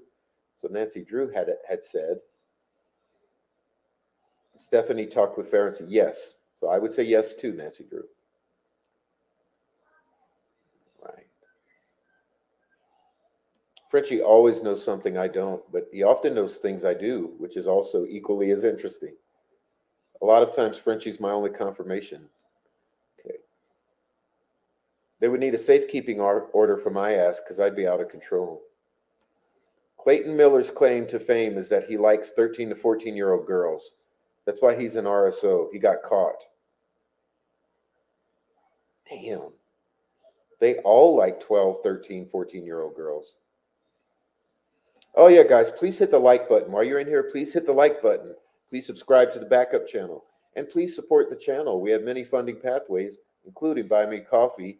You can become a member. I'd love for everyone in the chat to be members. That would be amazing. We have members-only videos from time to time, member-only chats. You know the deal. What is wrong with these sickos? How do these grown men... Ooh, yeah, exactly. Cowards. Pussies. Still way more involved than these guys. Where is the original crime scene? Where were they taken? I believe they were taken to the shack and to the Wilson's culvert, and they were out by Wilson Bridge the entire time until they were placed on Ron Logan's shortly before daylight. That's my opinion. Maybe Westfall didn't want it to be Abby because feelings for Anna, and Brad needed her to be gone. Flora 3 months dating. Logan 2 months. Again, Georgia, you're confusing me a little with your syntax tonight. I'm a very simple man when I read sentences. Let's see. Brad Hobart acting a fool, drawing attention to himself, almost looks, yeah, look here, don't look there. There's no video of him at work. That's the point, Digital, because they're saying that was never produced. So what the hell? Just shoddy law enforcement work. But I'm saying also, maybe Brad Holder's not involved directly. Maybe this was emulation of Brad Holder, okay, by this group. Maybe Brad Holder gained knowledge of it because of his association with the Vinlanders, okay, because it was his people were involved. And then maybe he's just been silent all this time. I mean, surely Brad knows more. But why isn't FBI and ISP interviewing vigorously Elvis Fields, Johnny Messer right now, Patrick Westfall?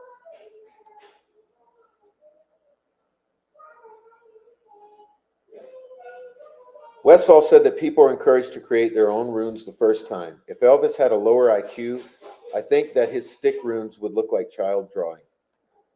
The cemetery is almost directly up the hill from the crime scene. Yes. And you can't see vehicles from the road that are parked at the back. Awesome. Thank you so much for that. Crime scenes, it's very disturbing to me that, see, there's some anomalies here in my mind because it's disturbing to me that it's so close to the cemetery. There's also been so many rumors about things actually transpiring in the cemetery, okay? So there's a lot of talk about a bunch of meth smoking and cooking and partying going down in the literal cemetery. And then you got these bodies near a cemetery, almost as if that's where you place dead bodies.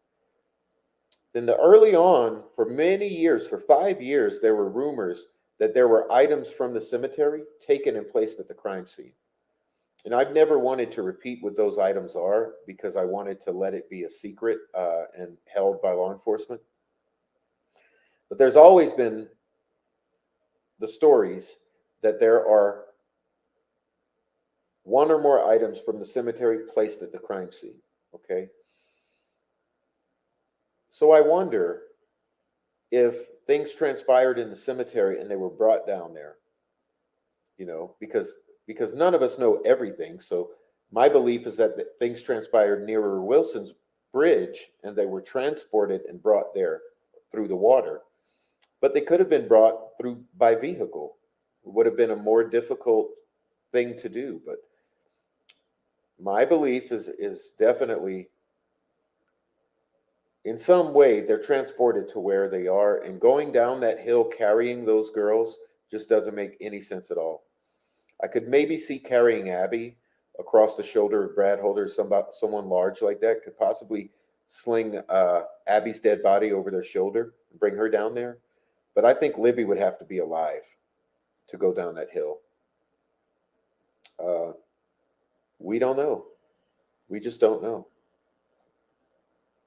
Welcome in, Precascent. Welcome in. Thank you so much for joining.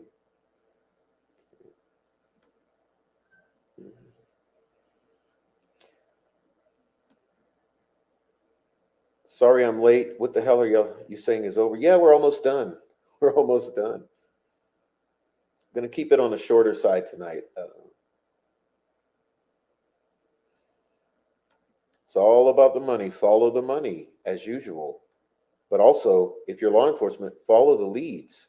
What the fuck? You had Elvis Fields telling you things about the crime scene that only you were supposed to know are the killers. I mean, biggest red flag. You had Elvis Fields telling you things that only the killers would know about the crime scene. I mean, that's like Detective 101.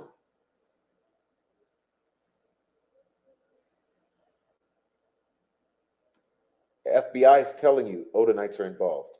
It's like Detectiving 101.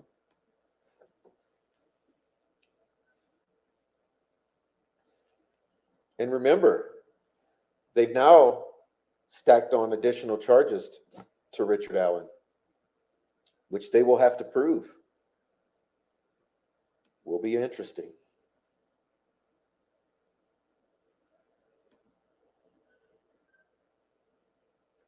It's over. It's over. The people have seen into this and are gathering their pitchforks. It's all over. Doe has been doing whatever the fuck she wants from the moment she sat in that disgusting throne for over 20 years. Yeah, think about that. Think about that.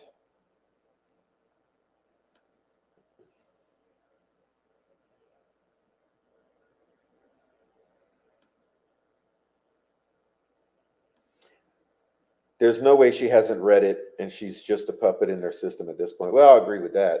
I mean, how could she not know the things contained in that damn document? We're not even through it. Remember, we've been four episodes reading 2 hours each through this document. We're still not through it completely. Everything points to that these people should have been investigated and that they weren't.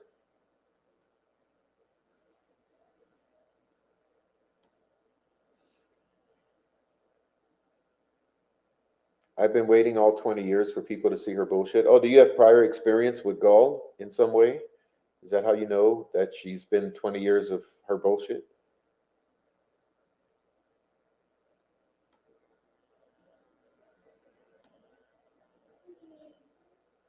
Oh, that's rich.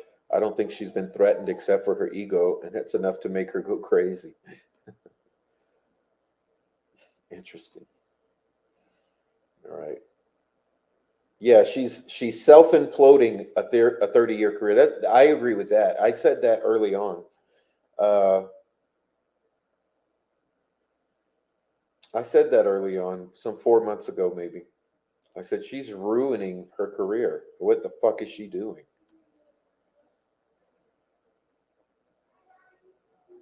I heard your story. I have to believe the rush is all over.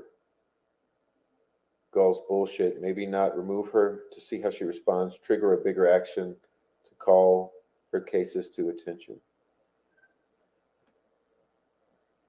I don't know anything about her prior to this, so it's nice to hear from someone who has the tea on her. Yeah, that's what I'm saying. Spill it in the chat. Okay.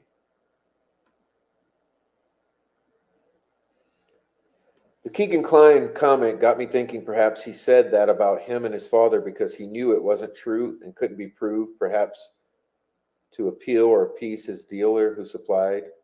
I don't know. I don't know what's going on with Klein. I still believe he was there. I mean, guys, I know you will think my theory sounds crazy. My theory puts 11 to 14 people there, including Garrett Kurtz and Ashley, Derek and Kelsey,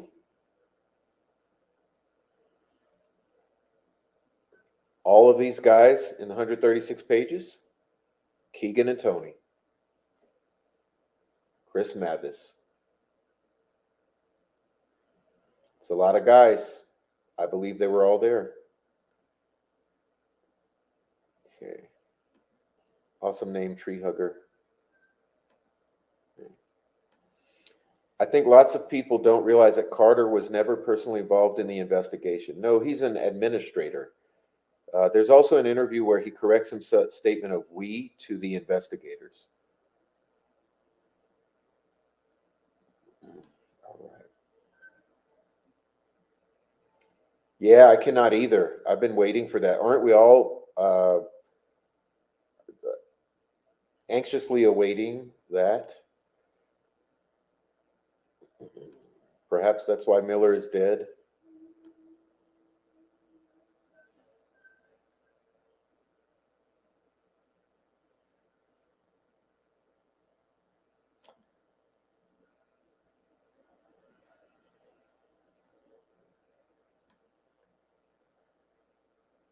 All right, that's a must watch. Oh, do you mean the videos with Jay? Yeah, I'm telling you, the interview with Jay, who was a personal friend of Stephanie Thompson, uh, he felt extremely concerned about the mirrors. Pardon me.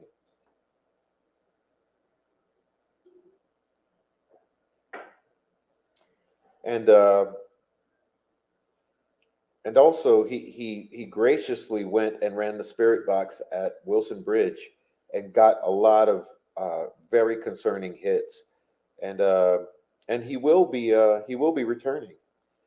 He will be returning and doing some more spirit box sessions. I cannot wait. Uh, you guys will love it. You guys will love it. We've already had discussions about it, so it's in the works. So that'll be a surprise for you guys for the post Mardi Gras, uh, Valentine's Day anniversary of the deaths of our poor girls. That'll be a treat for you guys. We'll be able to experience some more beautiful spiritual insight from our friend Jay.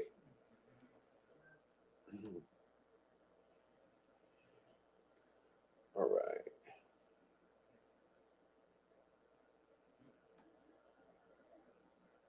Hey, Louise, noticed you and Frank's again tonight. Have to say, my friend, you spend a hell of a lot of time glossing over defense facts and putting a positive spin on most things prosecution. Yeah, I think Louise is catching up. You know, Louise has been slow to catch up. She's gone through a lot, but she's slowly catching up with all of the intricacies here. And you know, it's a lot. It's a lot for any new person coming in. It's a lot.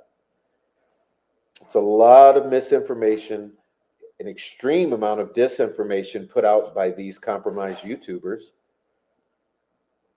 And so it's a lot to process. So, Louise, good luck with continuing to understand and figure out more.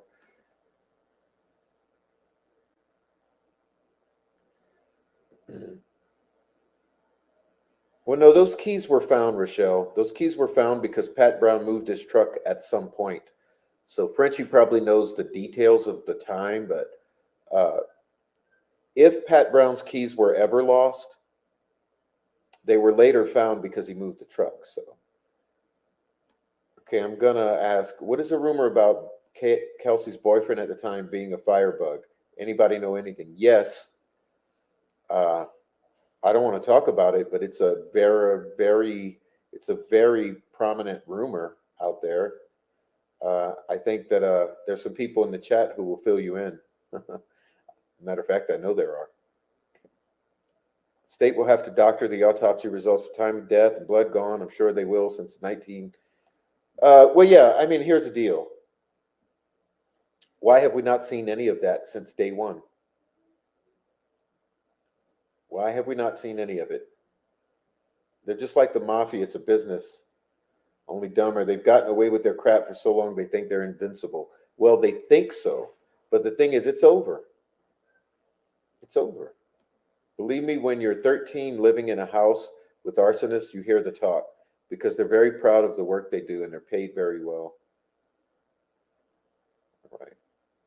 Another strange death was Noah Rainey and Dane Northcutt, both Carroll County officers killed 13122 in a single car accident while assisting police chase. I don't know about that, Nancy Drew.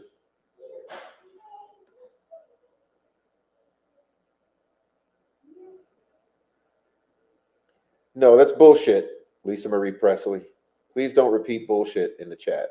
That's bullshit. Okay. All right. No doubt, Abby and Libby were far beyond more intelligent than anyone else around them. Yes. Well, I agree with that. I would agree with that.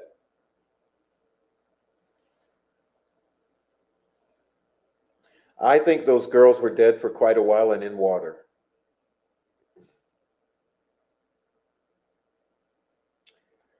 All right. He got rid of that truck with quickness just before his entire family skipped town.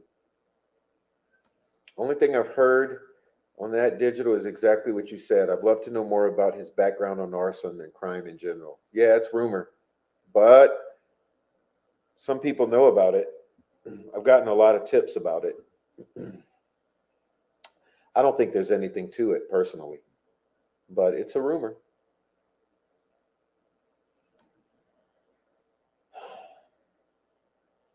I agree that there's reason to suspect that a snuff film could exist. Most concernedly, because Garrett Kurtz alleged that Ashley Garth had seen one that Nick Edwards had.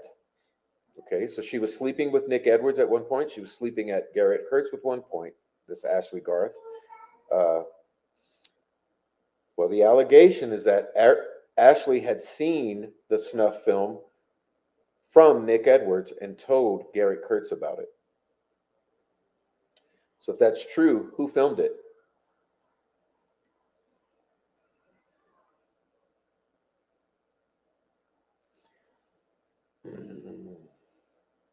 All right. Looking forward to hearing from Jay again. Oh, I am. I can't wait to have him back. All right. Kenneth. What did Kenneth say? I missed it? Or was it a while back? Well, Pam agrees with you, Kenneth.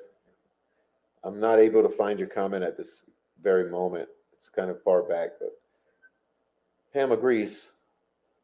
All right. All right. About who found the bullet.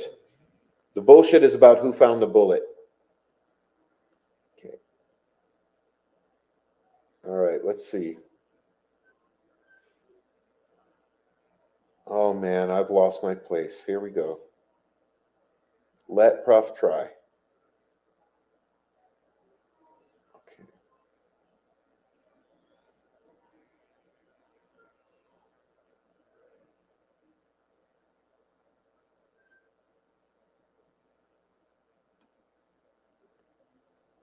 So suspect. Totality of evil. All of these guys. That's the thing that's kind of coming back around to, right? So if law enforcement, okay, so I would say this. I preface it like this. It's my opinion that this was all intentionally, nefariously done by law enforcement. That's my baseline opinion. Okay, that's the prof's opinion. I think it's intentional. I think it's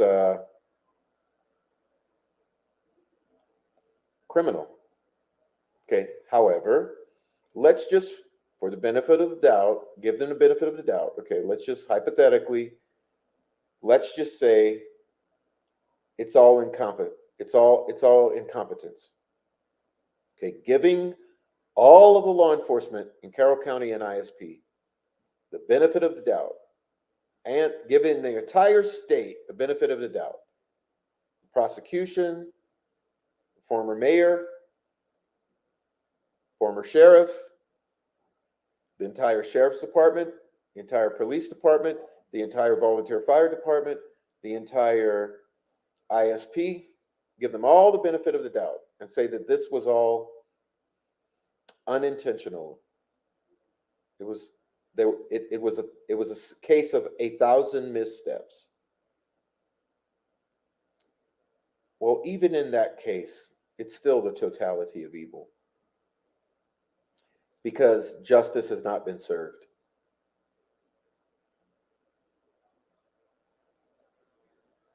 So even in the best case scenario, that this is all just one big misunderstanding on the part of law enforcement, and uh, and it's all this and that, and it's all this,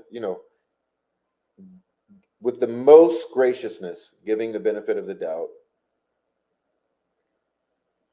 you still cannot escape that the result is a totality of evil. That this was done to these girls, and that here we are this very day. Okay? And if it was not a case of 1,000 missteps and a bunch of Gomer piles, then what we're looking at is something so beyond the totality of evil that most cannot wrap their innocent minds around it. When we say that the family acts suspicious, that law enforcement has been inconsistent, that witnesses have been inconsistent, that YouTubers have been incentivized, Facebookers have been incentivized, gag order has been broken by the family, the series of deaths that have followed and surrounded this case. With all of that,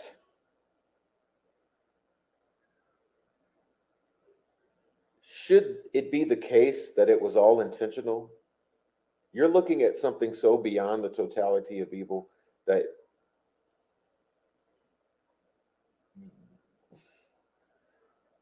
most people's minds cannot comprehend it, because you don't want to believe that we live in a world where that is possible.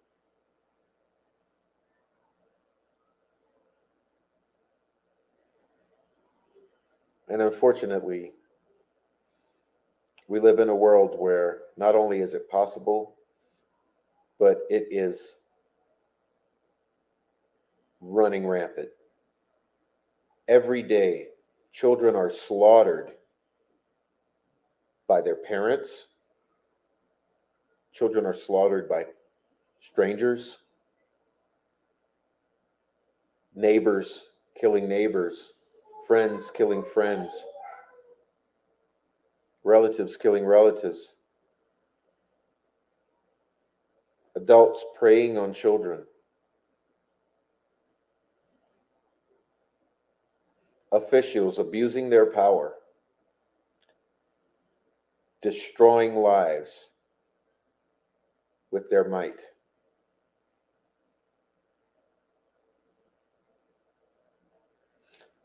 Covering each other's sins. This is the world we live in. Mr. Robert Kyle Fortson is dead because of this case. Mr. Greg Ferenczi is dead, likely because of this case. Miss Stephanie Thompson and her daughter Maya are dead because of this case. There are others. The list goes on.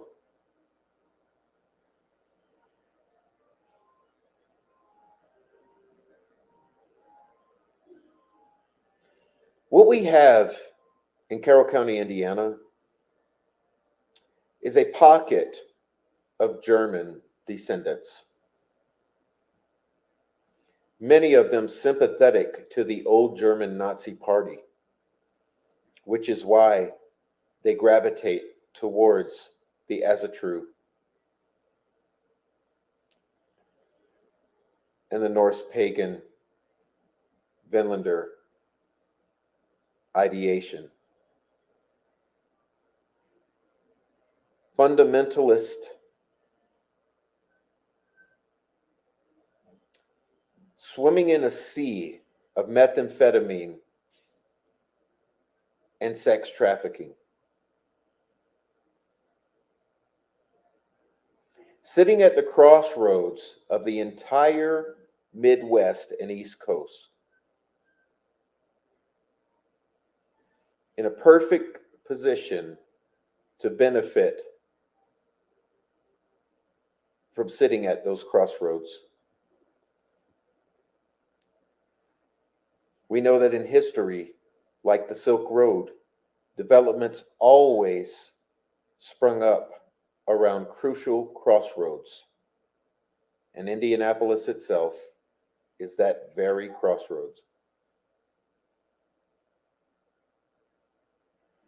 Delphi itself, located central to the entire eastern half of the United States. If you look at the country as divided at the Rocky Mountains, you have the West and the East. Indy is the hub for the entire East. From Illinois, Kansas, Missouri, Ohio, the East Coast.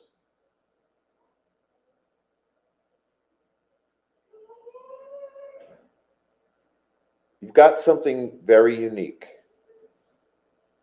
with a demographic that's very unique.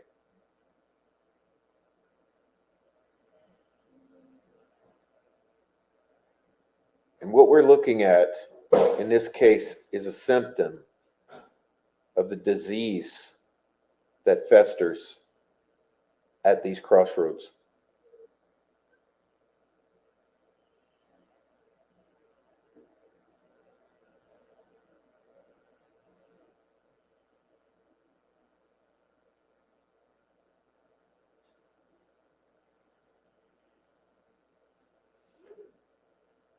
What will solve it?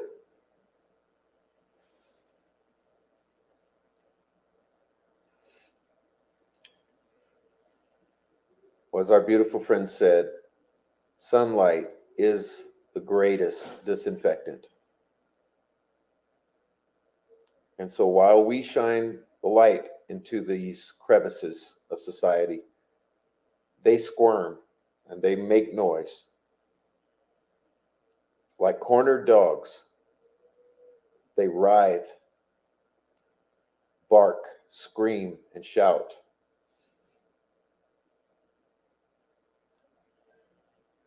And you wonder why we see the response that we see here on social media.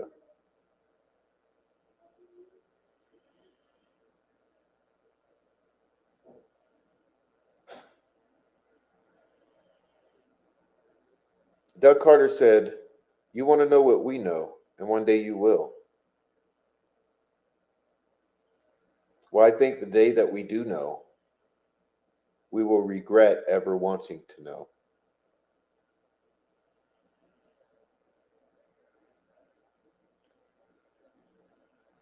So that is my monologue for the evening.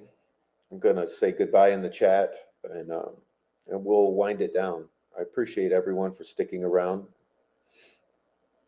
Okay. Let's see.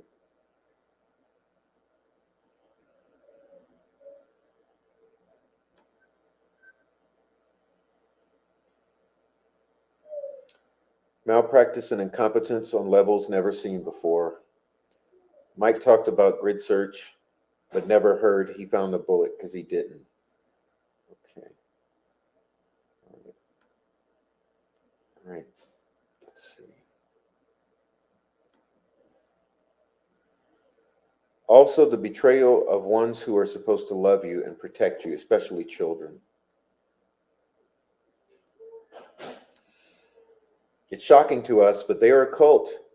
And as I have said, the cult is associated with the Brotherhood, who have been doing this for eons, growing and growing. Yes.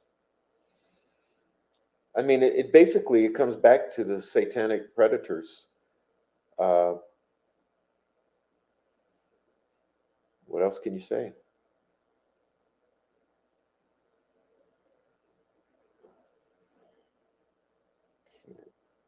I find it interesting that the people who have died in this case are the ones who would point the blame away from Richard Allen. Well, no, I don't think it's that. I don't think it's that, Gambias. I don't think it's that. I think it's that the people who have died in this case are the ones who would point to the actual people involved. I think that's been the whole time the goal here. Okay. They didn't care who went down for it. They just never wanted the actual people involved to be fingered for it, which is what Ferenczi would have done, and Stephanie Thompson, and others.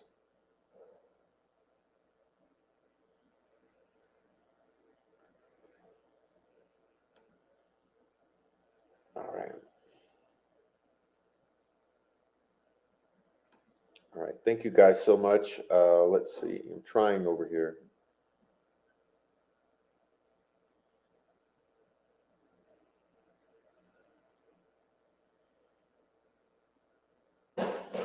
We all know too well in Europe what happens when the sickness is left unchecked. My family suffered in ways you couldn't imagine, both in Germany and the UK during World War II. Felt to this day. Yes.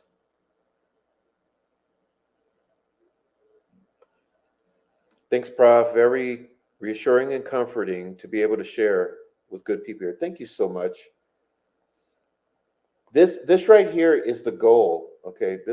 My goal for this channel is you guys in the chat being able to communicate with each other. This is why I always invite you to Discord, to do it and communicate in Discord, communicate in my chat. I don't have all your answers. It's this discussion is what's important. They needed someone to take the fall, knew nothing about them or their organization. Allen fit the bill unless he was involved. Now keep in mind that my opinion is that he's possibly involved. I think he may have been there that day involved, but not to kill the girls. I think that if he was there involved, he was a victim of a situation in which others killed the girls and he was just happened to be with them. And now, he's caught up. It's my opinion on Richard Allen. Okay. All right. Thank you for coming in, Sunflower Soul. Came in at the last minute. We're out of here. We're out of here. Okay. Law enforcement found the bullet. Okay. I thought Prof is taking forever to get his water, and he was about to peace out when I realized I had it paused. Luna Ray, that's where you've been the whole time? All right.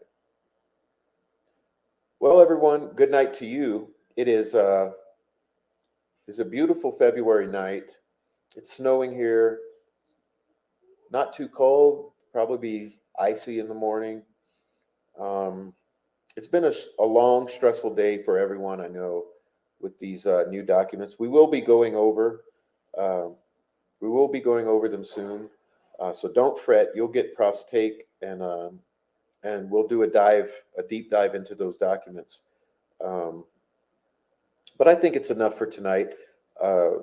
Extremely, extremely concerning about Elvis Fields. I mean, my biggest takeaway in this tonight is the red flags with Elvis Fields are off the charts. You know, from him knowing intimate details of the crime scene that should not have been known, him confessing to both of his sisters. You know,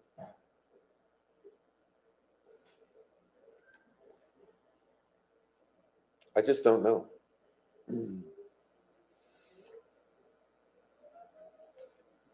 It's never too late.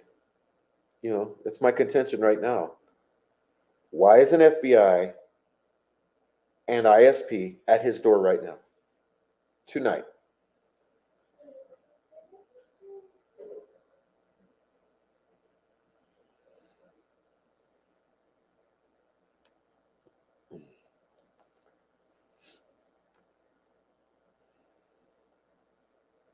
Frenchie says, good night and have a great rest of the week. Stay strong because this stuff will get to you. Be blessed. Yeah, it does.